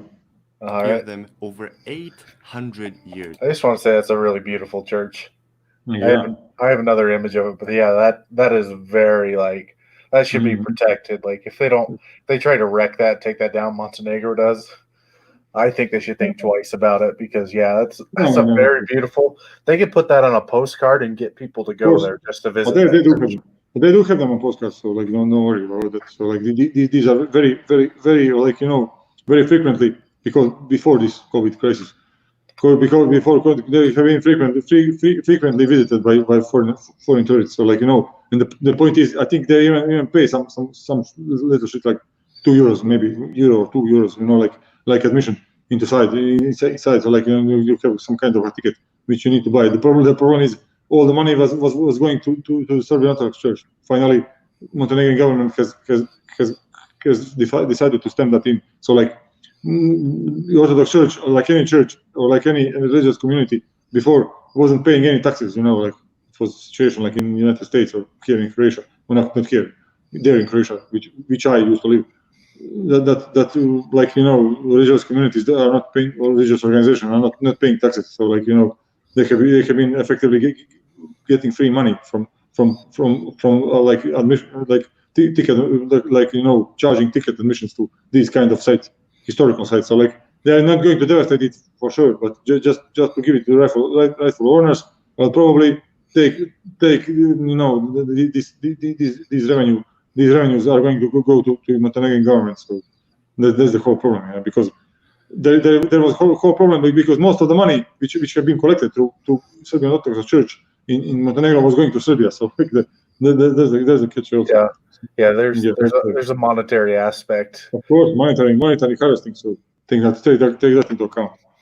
Yeah, let's go for it. Oh, and rightfully in the ownership of the Serbian Orthodox Church ever since. Basically erasing Serbian history with the means of historic revisionism. 18 members of the opposition from the parliament were arrested prior to the voting on this law, leading to unseen nationwide roadblocks where whole cities were cut off by protesters. Bishop Ioannikie, Bishop Amfilohie, and several other eparchy priests and clerics were also arrested under the charges of organizing these peaceful walks. One thing to add. Serb ministers and Archbishop Amfilohie is very, very, very well known for defending these Serbian war criminals, especially Mladic and Karadzic. So like that, take that into account. Yeah, there's probably a little bit more to the reason why they're arrested, but it does throw, yeah, it throws a red flag in the air, so too as well. Yeah, and you got to take this into account also that Amfiloche was throwing around some kind of fatwas, you know, like in Islamic world. He was throwing around some kind of fatwas against some Montenegrin politicians, which he didn't like, so like some kind of curses, you know, but you know, like in kind of official documents, although legally non-binding. So like, you know, everybody who joins NATO is cursed to the end of his life, because then his family is also cursed, because you have betrayed Russia and stuff, you know. You have betrayed the Holy Cross of Moscow, you know, and stuff. That bullshit. No, let's go for it.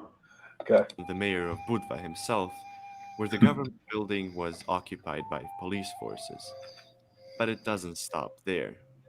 An assassination of Bishop Ioannikie was ordered by Djukanovic's men, which failed and led to a collateral death of another person, whereas Bishop Metodie was brutally beaten by the police. Mila's men were also ordered to obstruct the construction of the new monastery of Sant Vasilie and instead start demolishing it.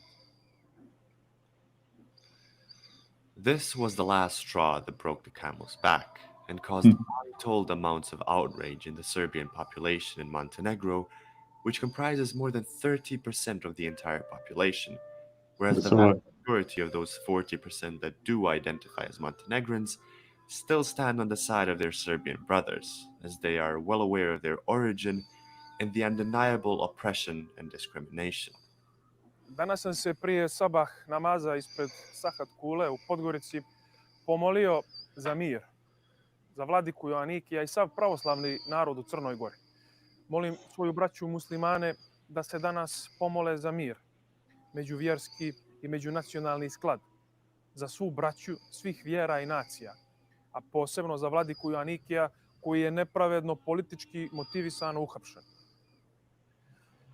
Mi smo braće, a brat ugroženom bratu mora priskočiti u pomoć i pomoliti se za njega, za njegovo zdravlje.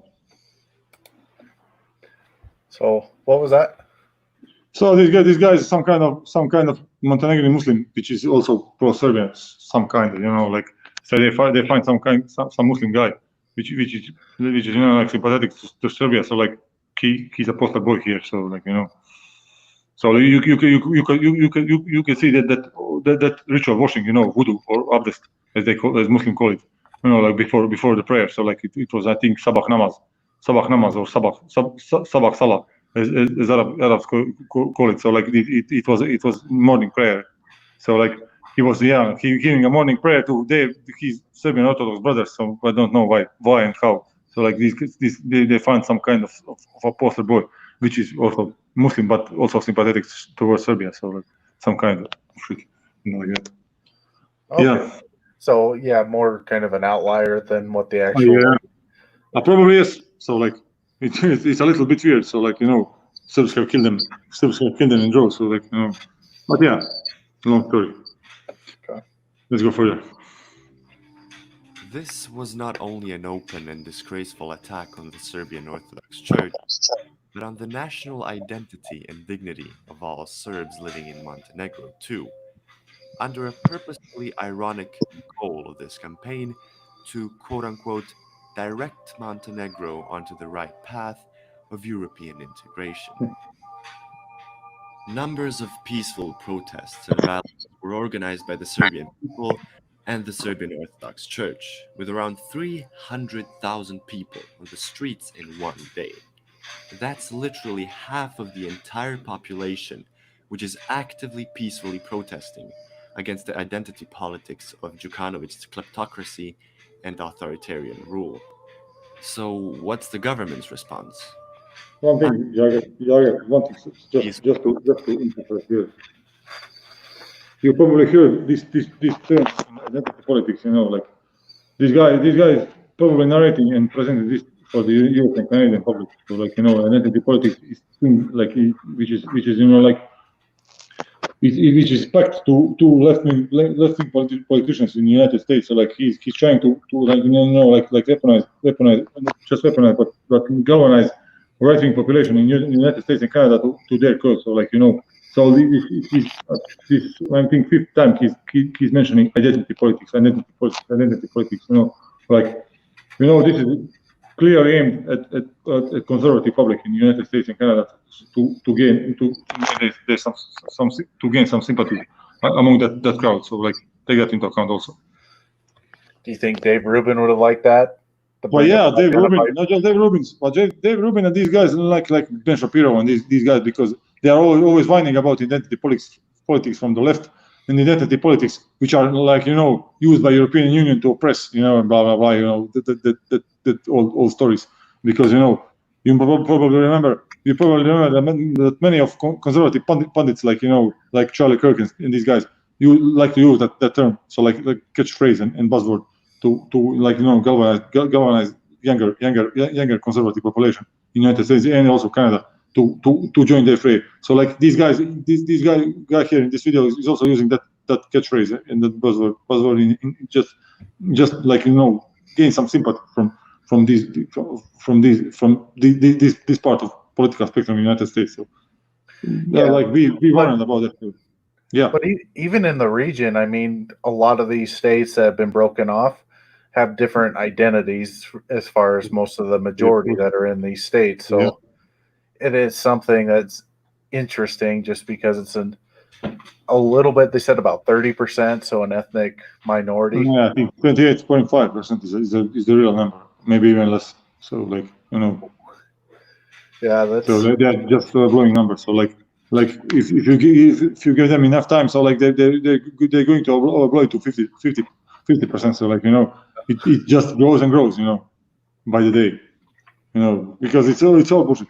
In general, Montenegrins are making some, I think 39.7% are like like maybe even 40% are like identifying as Montenegrins, and there are 28.5% people are identifying as Serbs, and the rest are Albanians and mostly Bosniaks and Albanians, and some people who are identifying as Muslims with capital M, so like Muslims by nation.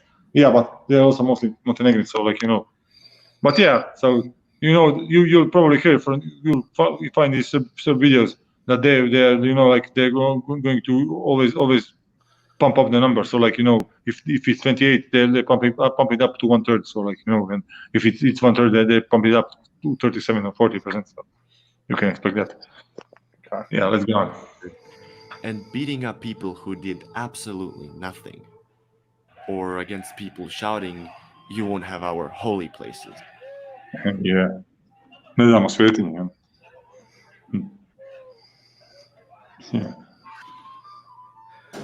Shooting tear gas at peaceful protesters and into school gyms where kids were having basketball training.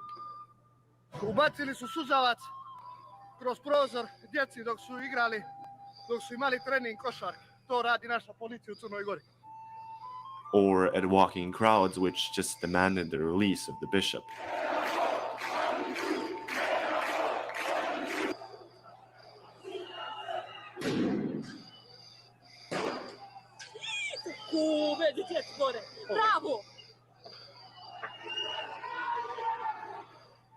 But the protesters sometimes answered in their own kind way, though.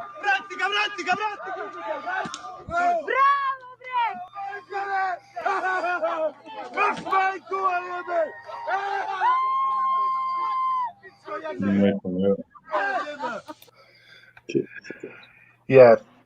Jackasses, So just to learn something. This, if you have heard this Maiko and Yebem, that's a curse, I'll fuck your mothers, That literally sounds like that, so So like these guys. Well, in former Yugoslavia, it's like it's a capital curse, Once in ancient times, people used to kill each other because of that.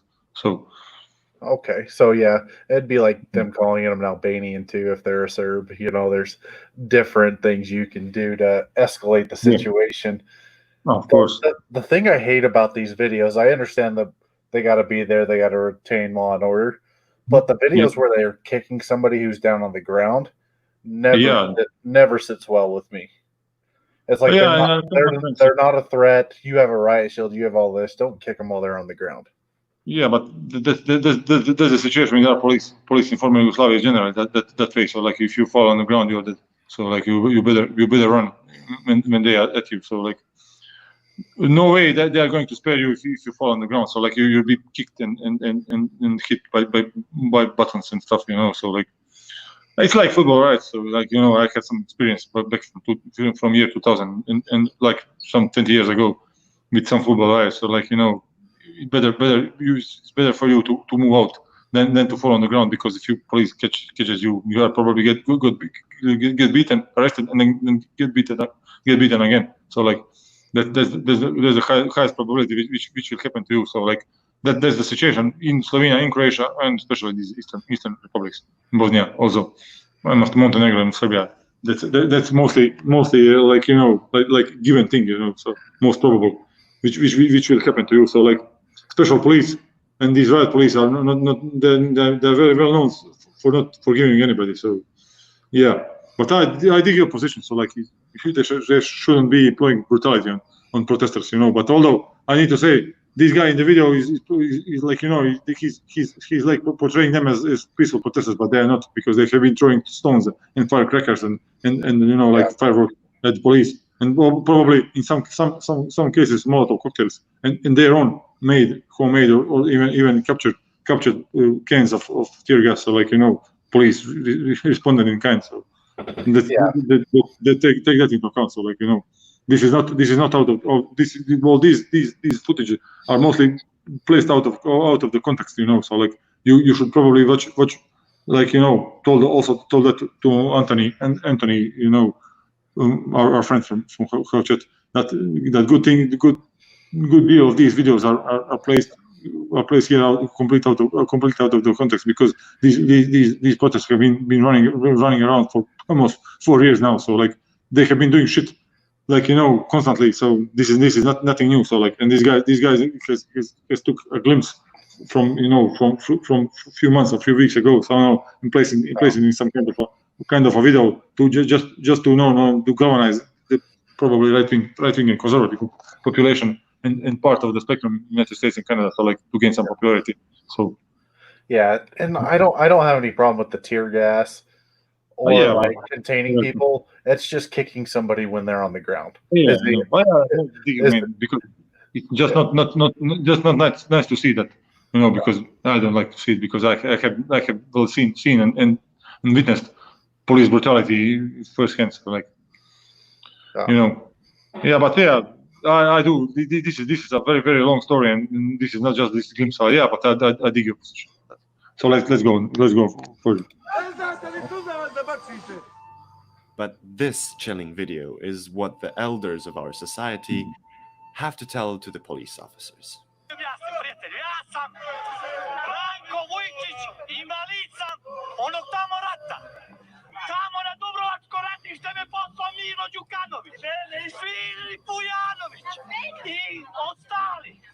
Stop a second, please.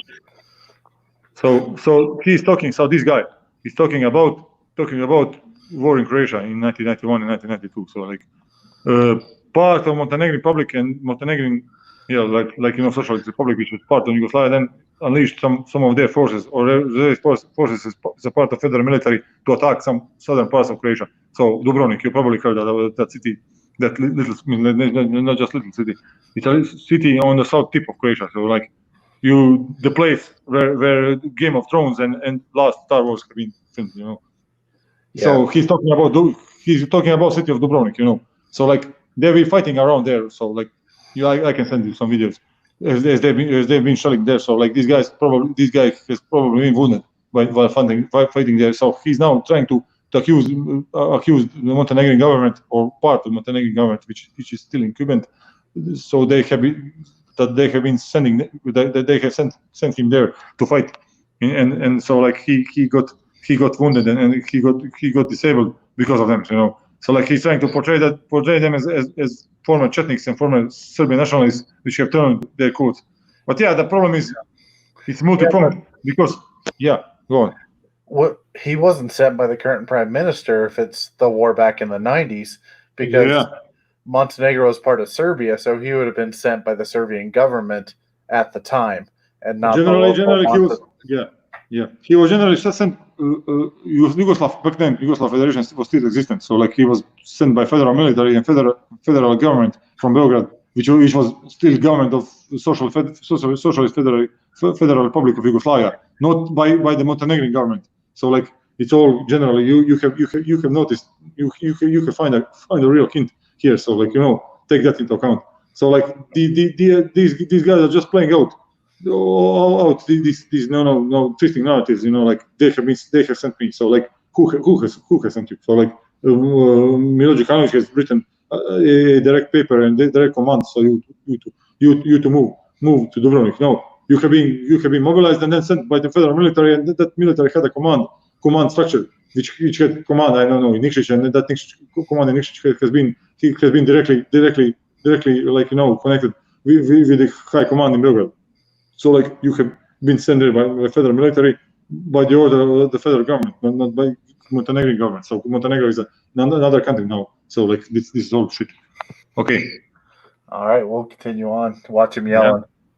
Yeah.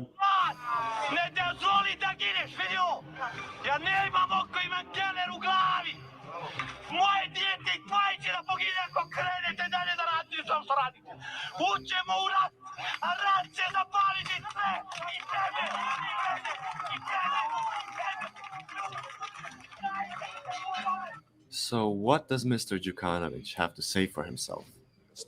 Dakle, meni je veoma jasno da ovdje nije riječ o građanskim protestima. Zašto mislite da nije riječ o građanskim? Reći ću vam iz nekoliko razloga. Prvi razlog je taj da su zahtjevi sa tih protesta isključivo politički, kao što ste i sami primijetili. Dakle, ovdje nismo čuli ni jedan socijalni zahtjev koji karakteriše građanske proteste. Dakle, ovdje bi građanski karakter protestima trebalo da da okolnost što formalno njihovi frontmeni nijesu lideri političkih stranaka, nego su ljudi koji su, koliko do juče, bili pripadnici raznih partija, neko liberalnog saveza, neko nacionalnih partija, iako nijesu bili, da kažem, kreatori tih partijskih politika, ali su bili pripadnici tih politika. I danas bi oni trebali da budu garancija da je riječ o građanskim protestima, iako jako dobro znamo da, jer to se konačno i ne skriva od strane lidera opozicionih partija, da u pozadini tih protesta stoje opozicione partije. Oni kažu logistikom, ja bih rekao ne samo logistikom, dakle i političkim idejama. Političku ideju su zapravo artikulisale opozicione partije i parapolitičke strukture u Crnoj Gori. Na šta mislite? Te parapolitičke strukture su naravno one koje već godinama kreiraju i promovišu sve proteste u Crnoj Gori čija je ideja nasilna promjena vlasti. Basically, his argument, covered up in unnecessary indirect metaphors, is that all this is happening because the poor opposition can't get him off his bloody chair, so they're frustrated, and all of these. That's just the case, yeah. So like Milo said nothing which is not which ain't true. So like he's been speaking about the current situation, exactly what it is. So like parapolitical structures alongside some opposition parties which have allied with those has trying to overthrow the government. Which was legally elected, so like and overturn the decisions and treaties which that government has signed and accepted. So like there's the whole situation here. So like and Mr. President Đukanović or Mr. Prime Minister Vujanović have been completely clear on that. So and it's clear from you can see it from the mile above that that's the case. So like and of course. These Serbian guys are trying to twist it to some kind of a lens, like trying to do some kind of like twisted vision on all of that because it's all about Milo. It's not all about Milo. It's you gaining the seat of the government and then overturning all the decisions which have been made in last 14 years since Montenegro has officially become independent. So, yeah, and he seemed like he was very like politically correct and almost trying to dodge the question too as well. So he didn't really want to answer it, I think, in the most honest way. He's just trying to not say anything that can create a headline. Yeah, the point is he should be blunt. It's Serbian right wing and Serbian nationalists within Montenegro, helped by Serbian government, elements within Serbian government and Serbian military and intelligence community, and helped, of course, abundantly helped by the elements, Serbian elements within Bosnia and Herzegovina and the Russians. So like that's 1-to-1, 100% true. So like if he's going to be blunt, he should have said that. So like, but yeah, of course, he's a president of the country, so like he cannot be. He needs to be politically correct because it can be interpreted in the other way. So like they said he's anti-Serbian and he's a hater, he's a racist or whatever. You know, like what leads if you are going to be blunt. So you know, I understand his position. I understand his narrative because he's trying to stay polite. Let's say that. Let's put it that way. And also not create an escalation in the conflict. That's right. And further divide the society in Montenegro. So like, you know, because fiery speeches, of course, they can fire up your side. Also can of course galvanize the other side to try to even harder to overthrow you. So like, he's trying to be smart. So yeah, I understand his position and his narrative also. Have nothing to do with social demands, but are purely political and against him.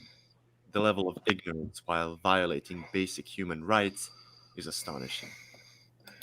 What have the Serbians ever cared about human rights? But no, this is some kind of an irony. Serbian guy living in Canada or wherever this guy is living. So like, I think this guy is a Canadian originally, I think. So like, yeah, he's a Serb from Canada.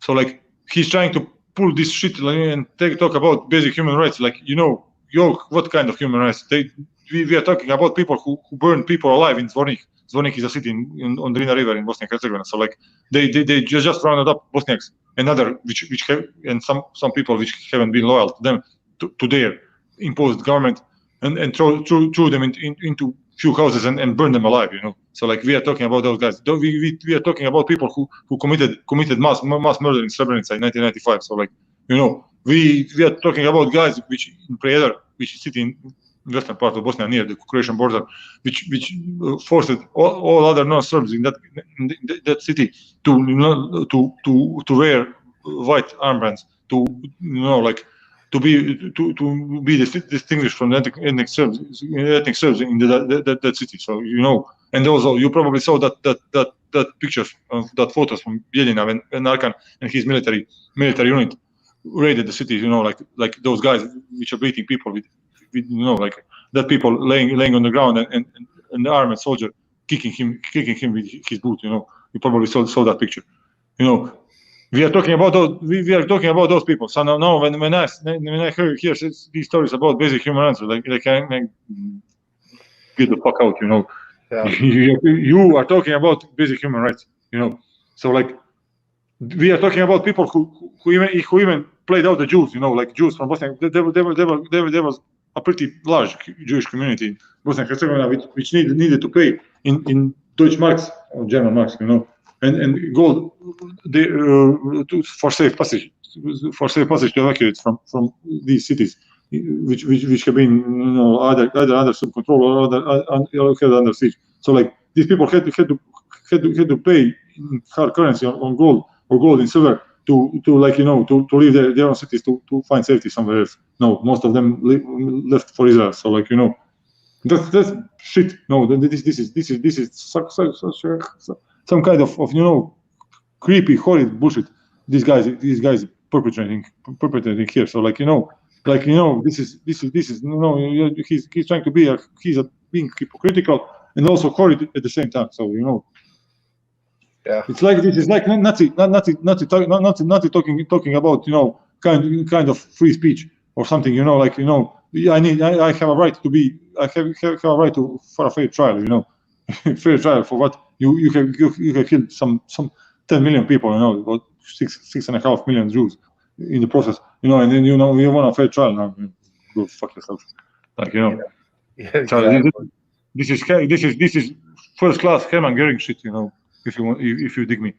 If you remember that, when Göring tried to accuse the Americans and the British for bombing Hiroshima and Nagasaki, Yeah. Let's move on.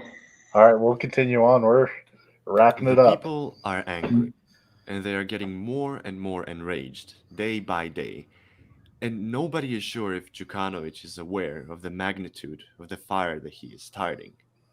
He keeps describing these actions as a democratic path to Euro-Atlantic integrations to become a respected member of the EU and NATO and Western European society. But radicals from Serbia have a very clear message for Milo.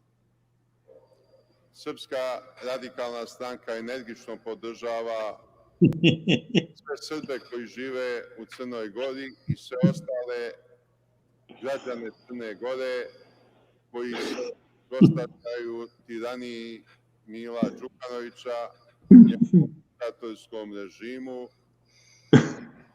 kriminala, mafijaškog zakona. The Radical Party of Serbia. Yeah, this is a little bit. I'm going to have a little bit of a digression here. So this guy here is so-called, well, he's a legendary.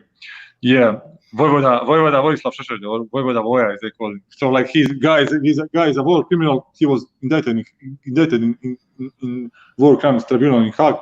But yeah, he was released after 12 years. Well, I think 12 or 13 years of process. He was released. He was released because he got ill with cancer and stuff. So he was they decided to let him die in peace. But yeah, he somehow he got rid of the cancer and he's still alive. The guy, the thing is, guy is ethnical Croat, So he's of Croatian roots. But yeah, lived in Eastern Herzegovina, which is mostly Serbian populated. So he got Serbianized, and then most of his younger age is spent in Sarajevo, So he's originally from Sarajevo, and so he went into elementary and high school, and also finished law studies in Sarajevo. So and then moved to Belgrade, I think in 1996. So he's but guys know he's very well known to be a fucking comedian, because his exposés in another language, when you listen to them, it's almost like comedy, because the problem is he's that serious. That's the problem. But if this was a comedy, this would be a first class comedy, because the guy is, I don't know how to portray him. So he's a serious comedian. Yeah, he's a walking parody of his own self, So and also I need to say, Vojislav Šešelj is a huge admirer of Donald Trump. So just take that into account. Yeah. He actively campaigned for him. So during 2015-2016 period. So yeah. Huh. Yeah. That's interesting. Oh, yeah, very interesting, mate. Yeah. Neko večer je gledao intervju koji je Đukanović davao jednoj crnogorskoj televiziji i očigledno je da on izgubio sve kompase, ponaša se baš poput Nikolaje Čaušeskua pred sam pad. Okay, I don't think I'm in on that joke. Yeah, he's saying that Milo Đukanović is like Nikolai Ceausescu. Nikolai Ceausescu got deposed. He was a Romanian communist dictator from the Cold War era. So he was deposed back in 1989. So Ceausescu was known by the fact that he was almost deranged. He was not persuaded, but he was completely certain that his people liked him. So and by the effectively final hours of his life, he was certain that people is going to salvage him, and that the majority in Romania is on his side. But yeah, the problem is people were already sick and tired of his bullshit. So he's trying to compare Milo Đukanović with Nikolai Ceausescu. The problem is this has been filmed, I'm thinking, in the end of April or beginning of May. So nothing happened. So it's even more. even more comedic and even more humorous when you are listening, because none of this shit these guys here try to, you know, like which he prognosed, nothing came to be, and nothing became real. So, like, you know, it's even more funny. So, you know, understand that it's all politics. Yeah, politics and bullshit. Da beži iz Crne Gore i da se sve završi bez krvoprolića. I Srpska radikalna stranka pledira da ne bude krvoproliće, a da Milo beži koliko ga noge nose, što pre i što dalje. Što pre.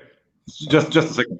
So, što prije is a creation term. So, as soon as, you know, like, as soon as possible. But yeah, što pre is kind of Serbian, you know, like, term. So, like, he was talking, and now he, like, you know, he told that in Croatian, so što prije, and then he corrected himself, što pre, you know? So, like, to sound more Serbian. So it's funny, you know, it's hilarious, you know. Oh, yeah. Let's go.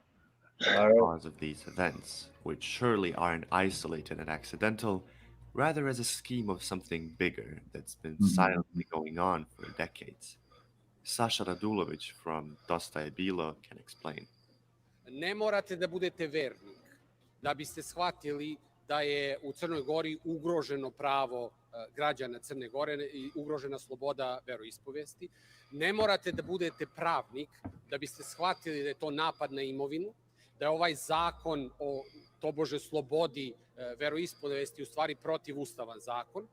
Ne morate da budete nacionalista da biste shvatili da je u Crnoj Gori ugroženo pravo srpskog naroda. Treba samo da budete čovek. Dostojanstven čovek, ponosan čovek, pristojan čovek, da biste ovo prepoznali.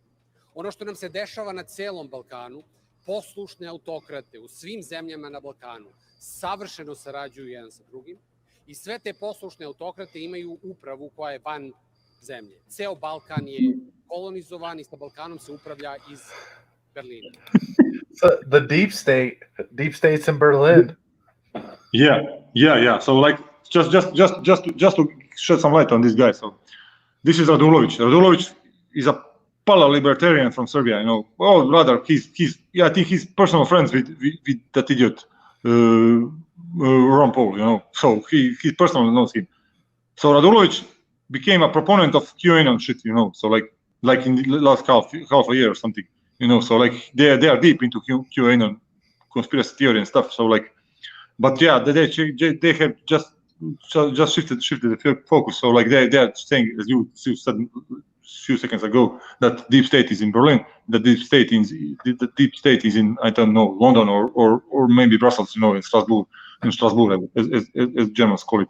So, like, you know, so you have a genuine piece of QAnon conspiracy theorists in front of you watching. So, like, the difference is most of them are Twitter and social media idiots in the United States and most of the Western world. So, like, in Canada and Australia and United Kingdom, you have effectively political leaders in Serbia which are proponents and adherents of QAnon conspiracy theory. And Radulović, Mr. Radulović, you are watching here, is one of them. So, like, and Radulović is also, as I told you, I think he was pretty close with both of the Poles. So, like, as Kevin likes to call them, Ron Dumber the Jake and Ran Dumber the Jake Paul. So,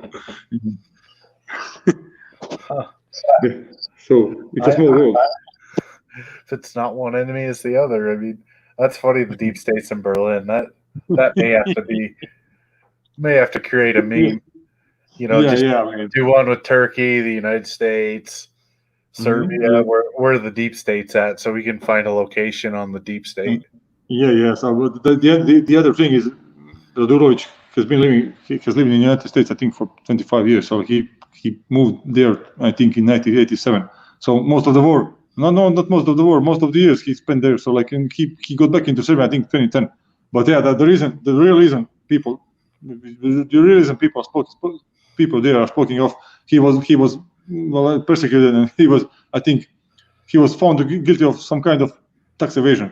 I think he was living in California, so like I think in Anaheim or somewhere near Los Angeles. He had some kind of a small company, which of course was embroiled in tax evasion. So like he needed to break away. So like he returned to his home country before California and United States,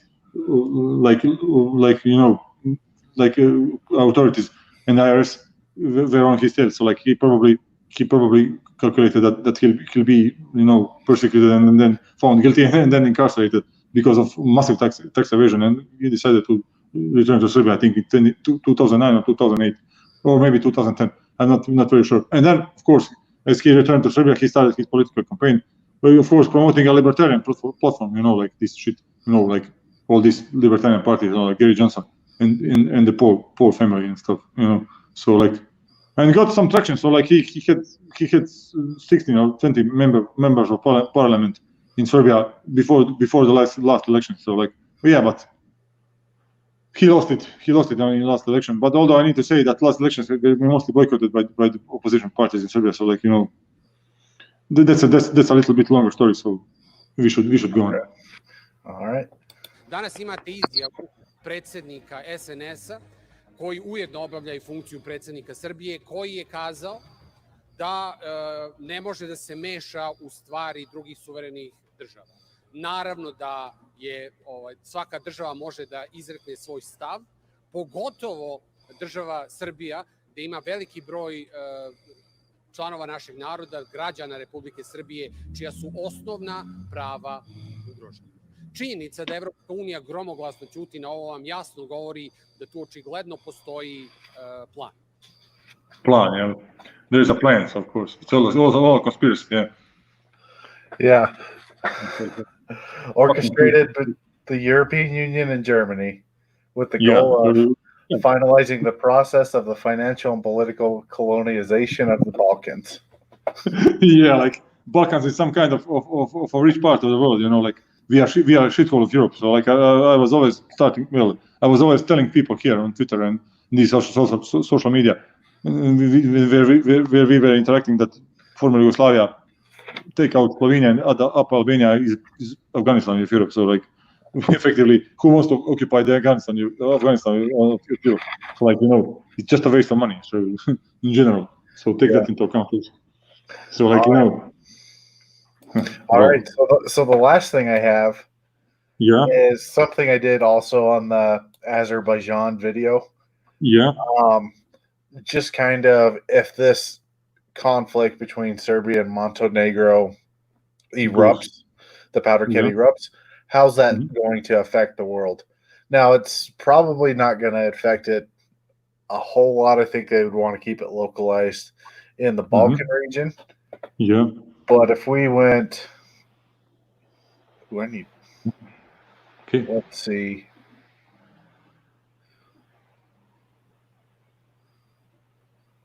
So Serbia, Montenegro. Who's going to be on team Montenegro just from the Balkan areas? Let's see. So let's zoom in. So zoom in a little bit so we can see it better. So let's see. So this is Montenegro and this is Serbia. So like Montenegro can count on support of like Albania, Croatia, Slovenia, and Italy initially. Okay. Yeah. Okay. And what about Greece?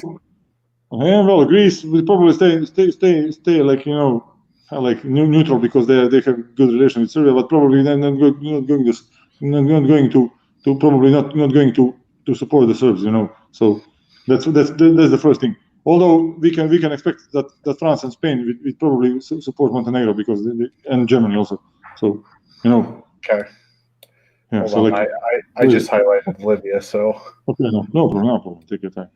Okay. So just to break it off, we'll color the teams that are on Serbia in blue. But you said that. Yeah. So Spain, France and Germany. Yeah. And that's about it in the initial phase. So like They're probably going to either militarily. So this first echelon of countries is going to directly support Montenegro. So like Albania, Croatia, Italy, and Slovenia. It probably stand their ground and help Montenegro in their struggle to keep the independence. And then Germany, France, and Spain would probably beg them diplomatically, economically, etc. You know, there's the first thing. So like, and Serbians can calculate on support of Russia and Belarus. That's the first shit. You know, first echelon of countries. Russia and Belarus. Yeah, Belarus. Yeah. Okay. Yeah, exactly them.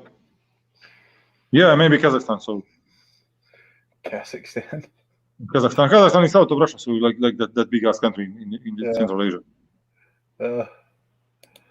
Okay. Yeah, that's the first echelon countries which are going to help the Serbs, and then you have the Chinese, and you probably have Hungary, which are going to hold their breath regarding this issue. So no. Okay, but with the Russians hopping in, that means Ukraine's going to hop in.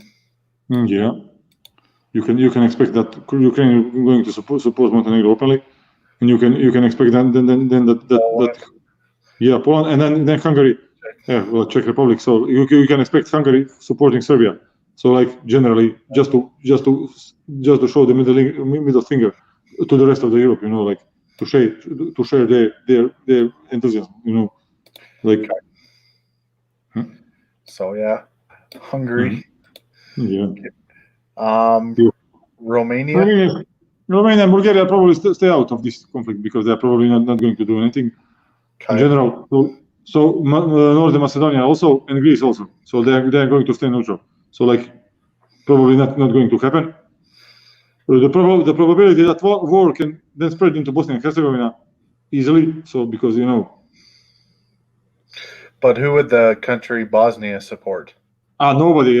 Officially nobody. But in general, they could be embroiled in the war because war could spread into their part. Because as I told you during the video, that there is a Serb entity within Bosnia and Herzegovina. So like Bosnia and Herzegovina is some kind of a Commonwealth, you know, like United Commonwealth of two independent entities, like Federation and Republic of Srpska.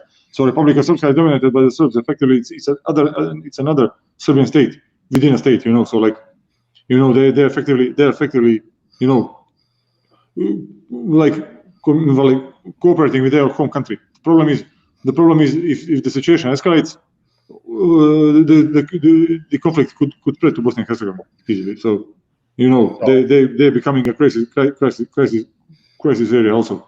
So that's the whole issue here. So other countries, I would think the puppet states of Russia, Syria. Yeah, of course. Yeah. So you could in case that conflict stays confined to Montenegro, maybe Turks could hold back the Serbian alliance, maybe, because in case of the Russians, or maybe Putin making Erdogan his not friend but his ally, and managing to persuade him, maybe even Turks could you know support the Serbs in this operation. So from some reason, some crazy reason. Although in high probability Turks are going to stay out of it, but yeah, if Putin finds a way to persuade Erdogan to do something, you know, they could even support Serbia, because I need to tell you that there is a high amount of investment which Erdogan's government has and his companies and company of his bodies have been invested into Serbia. So like take that into account also. That's also a situation here. So like, you know, it's pretty complicated, you know, generally speaking. So you could expect even Turks backing the Serbs in some crazy scenario, you know. Yeah, would it be more if like if they join forces with Bosnia, it'd bring in the Turks on the side of Serbia, but if they go into Bosnia and start attacking the Muslims, then Turks. Yeah.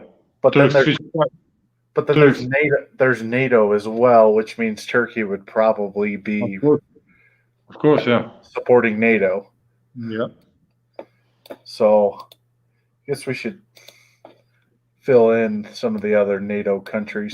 Yeah, So NATO countries like Turkey, Greece, yeah, Belgium, Netherlands, Netherlands. UK, Norway. I think Portugal. And then there's Denmark up there somewhere. Yeah, Denmark and Norway also. Now, what about the Baltics? I don't know. Baltic countries probably support Montenegro because they are anti-Russian. They are substantially anti-Russian. So like they're probably going to support Montenegro. So like Norway also. And then probably the Finns also for being anti-Russian. Yeah, of course. Finns and Norway especially. Okay. Yeah.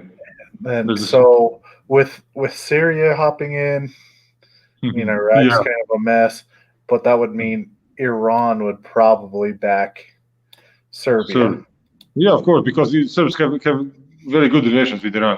Like they take that into account also. So because they are mostly on friendly terms right now. So not very friendly terms because Serbia has even trade agreement between Serbia and Iran. So like so like they are openly breaking the sanctions of which UN imposed on Iran. So if Iran goes in, then Saudi Arabia and Israel go the other way.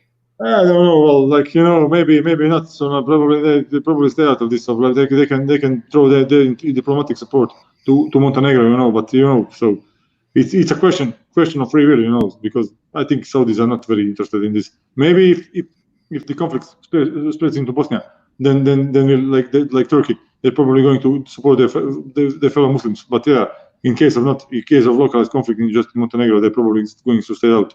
They're just say that they're concerned because of the situation developing there. So but yeah, you can place them into red. So just in case, because and also place China into blue because Chinese are going to support Serbia either way. So. Okay, I don't. Although I need to say that Chinese have also made investments into Montenegro. So like they have been building roads and bridges in Montenegro. So like, but yeah, they're mostly aligned with Serbia. So like they see as Serbia some kind of a foothold in Central Europe. So like is their conduit into this part of the world. So to sell their shit. And some of this may be an opportunity for countries that weren't going to go to war with each other as well because the world's preoccupied. Of course, because there's a COVID crisis and everybody's broke right now. So like that could be also an issue in long term. So I mean, you would have just to kind of put these dominoes. So since Pakistan's in a tough spot. Yeah, but I imagine they would join Iran in this because India is going to join the British. Yes, let's say that. Let's argue with that. So yeah. So, and then Afghanistan's still a mess. This region. Yeah, they are mostly. Well, these guys mostly don't care. So like, leave them empty. So like I don't know what Georgia is probably going to back Montenegro, and Armenia is probably going to back their fellow Russians. So like Yeah, and we'll just leave the Nagorno-Karabakh right there for right now. Yeah. Turkmens, Uzbeks, probably not. They also mess. They are also mostly mess. So like they don't care what happens in Balkans. So they're not very interested in that. So like So like you can place United States and Canada into red. So like because of being NATO members, they're actively opposing this situation. So like also you can place like Venezuela into blue. So yeah, and if you put Venezuela into blue, you put Colombia into red. Yeah, and then place Cuba also into blue because they're going to support everything that is anti-US as they perceive it. Up, and then China is blue, which by default Mongolia is going to be blue. They're China's puppet. Yeah. So, then we move over here. Australia is going to be red. Yeah. Although you need to say that they are also lots of Serbs living in Austria, also Croats. So like that would be arguably very very tough question. So like two Koreas, although yeah, they're going to be at odds with one another. yeah. Myanmar, Bangladesh, Nepal. I don't know. They're probably not going to argue about this much. So like So I don't know who would Vietnam support. Probably anti-Chinese positions. So like place them into red. So like Vietnam. Yeah. And then South Africa and Brazil, I think, go that way. Yeah, probably yes. As well as most of South America, if they were forced to get into a conflict. Yeah, well. Other than Bolivia. Trying to yeah. Bolivia, although Bolivia is also Bolivia is in some kind of a stalemate, in a deadlock, because presidential office is held by pro-Western president. But yeah, the National Assembly is under control of the Morales left over. So like they have been holding the president in check. So like they're probably going to stay out of this one, most probably. Yeah. Although you can place them in the blue. Well, just because they kind of go the same way as Venezuela goes. Yeah, of course. This region is a mess. Ecuador's normally neutral. Yeah. Those aren't going to go anywhere. Libya's a mess. Tunisia is another one. I don't know about them. I don't know about them. They're probably also a mess. Not a mess, but they're probably not interested in this. So like who gives a fuck about Montenegro? So like some guys here from Northern Africa, they probably don't know what Montenegro is, although it's not far away. So like that's the situation. So like Portugal gonna be red. Yeah. So Austria and Switzerland are going to be neutral. That's one for certain. Yeah. Sweden also, Ireland also. You should place Norway into red. Okay. What about Slovakia? Well, I don't know about Slovaks. Slovaks have had good relations with Serbs, but no problem that the Slovaks are mostly always staying out of these Slavic conflicts. Like they're mostly trying to stay neutral, or rather support the both sides. Like you shouldn't. They stand. You shouldn't fight at all. So like that's the situation with them. So like Slavs shouldn't fight amongst each other. So I don't know about Bulgaria and Romania. They're probably Romania is probably going to be red, although with Moldavia doing also. I don't know about Bulgaria. What their position will take. Probably anti-Serbian. So like you can place them also into red. What's interesting is that Greece would be interesting as well if Turkey joined them, but they are in NATO together. So that's an interesting story because now what's the question here. So like the situation with Erdogan is probably if conflict starts stays confined to Montenegro, Erdogan is probably going to support the Serbs covertly either or overtly either. Like so. There's a clear question, not a clear question. He's probably going to support Vučić, his fellow Vučić, fellow tyrant, in his aspirations to regain Montenegro, and in case that war splits into Bosnia and Herzegovina, he's probably going to take the other side. So like Turkey is very questionable here, but you can place it in red because let's say Serbs don't like them and they don't like the Serbs, so like there's a situation. So. Take that into account. Also, they are NATO members, so it's better maybe to place them in the red. So, but don't be surprised if they take the pro-Serbian stance in case of just confined conflict in Montenegro. Yeah, for sure. Mm-hmm. Oh, but I think we got the map filled out pretty well. Yeah. So like you can see that. You can see this. So no kind of because of. United Nations are mostly useless these days, so like you probably cannot expect nothing because maybe some mild and lukewarm resolutions about peaceful resolution of the situation, but you can expect nothing major happening. So like Serbs have Russia and Belarus under their side and all these axis of resistance as they call themselves. So they probably can count on their support direct or indirect. The problem is, I think the Western countries are probably going to support Montenegro in the beginning, but yeah, I hope they don't drop their support. So it's important to keep the NATO in place. If NATO stays in place, Serbs are not going to do anything. But if NATO falls apart, if in case of NATO is falling apart, yeah, Serbs are going to act first on Kosovo and then in Montenegro, or maybe even in parallel. So you can expect a wider war here. So not here, but there. So because I'm not here, I'm right in Germany right now. So. Yeah. Well, that's pretty much all I had. We've been going for probably about 2.5 hours. So I think I just hope, and I think that I have shed some light on this topic, and you have learned something from me. So if you want some other questions, if you have, we can have another stream. So I'm always open for these questions regarding former Yugoslavia. If you have some other questions, I would be glad to answer them. So we have time. So.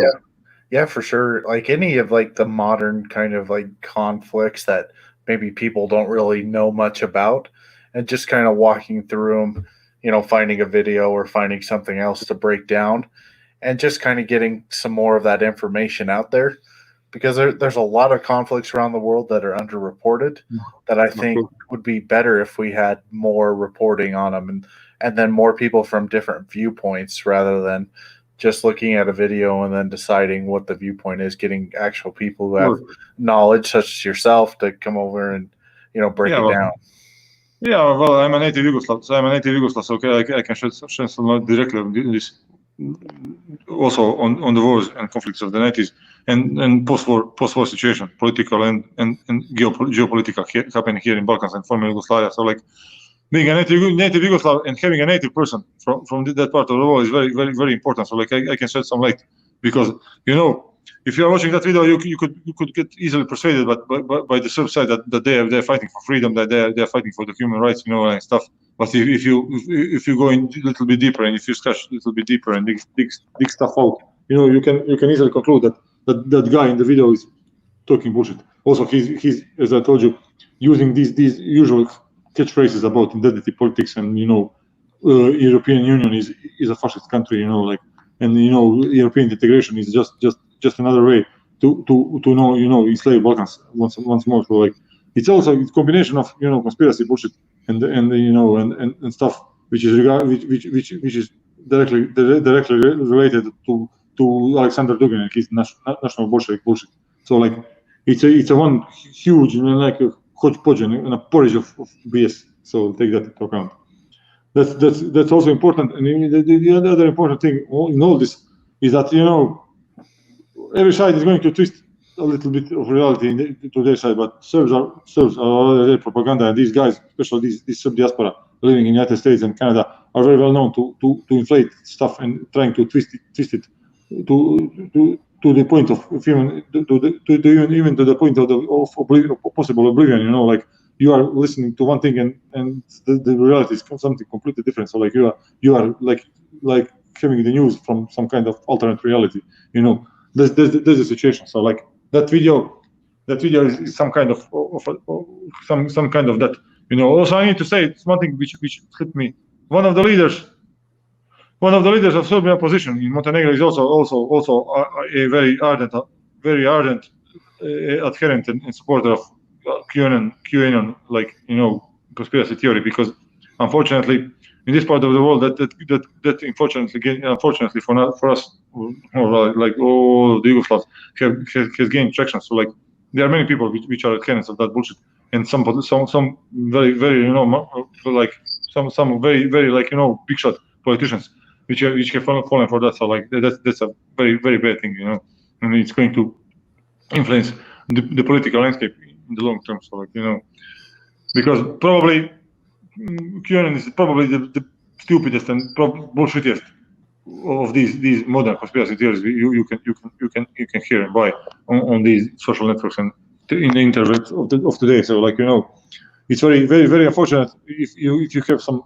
politicians which are in very in the spotlight, and they are constantly spewing that around. So that's a very unfortunate thing. So take that also into account. So also the guy's name is Nebojša Medević. So like he's also an ardent Trump supporter, and he's also tweeting support for President Trump because he sees him some kind of a, like I say, some kind of a savior of the world. Like he's going to battle these forces of evil which are globalist, pedophiles or whatever. So yeah, the deep state. The deep state, which is encompassing from Zurich to Berlin, from Berlin to Brussels, from Brussels to London, and then down further to Washington, Toronto, and Ottawa, and down to Los Angeles. So like it's everybody. Of course, and it's also they have their agency Beijing. So like and Moscow also. So like the deep state is a web which encompasses all countries in the world. So like these guys are like pretty crazy, and pretty wicked. So, but it's very unfortunate when big shot politicians and very people in important places become adherents of that bullshit. So, situation in former Yugoslavia is not very good in that, like in that matters. Like, don't be surprised if you stumble upon some idiots from there spreading some kind of bullshit. Just my little private warning for you. So, yeah. All right. Well, thank you for joining me. Of course, thank you for having me, and of course, I can be glad to share my knowledge about this stuff. We'll have to do it again. I'll have to do some research and find a new topic. Yeah, do some research. Also, we'll see how the situation is going to develop here, not here, there, because we need to see what is going to happen in the long run. So, like, we can have this kind of a stream in 3 or 4 months later. So like let's see what else will happen. And also my just give a notice. I'm here in Düsseldorf for up to New Year's. So like I'll be in Germany up to the end of this year. So like I'll be also like you watching from a side. So although I don't understand what's happening. So like I'll try to inform myself even better. So like to catch and see what is really going on. But yeah, also have some have some understanding that I'm not also not there, so to see it and follow it directly. But yeah, it was good to talking with you all this night. So like, well, this is it's two half past look here, so in Düsseldorf. Yeah, okay. I hope you'll have a nice day, and I'm hoping to have another long conversation with you months in the future. Yeah, I guess so. Have a nice day. You and too. Of course, stay safe and stay healthy. Yeah, I will try. So you do the same. Have a good night. Yeah, regards.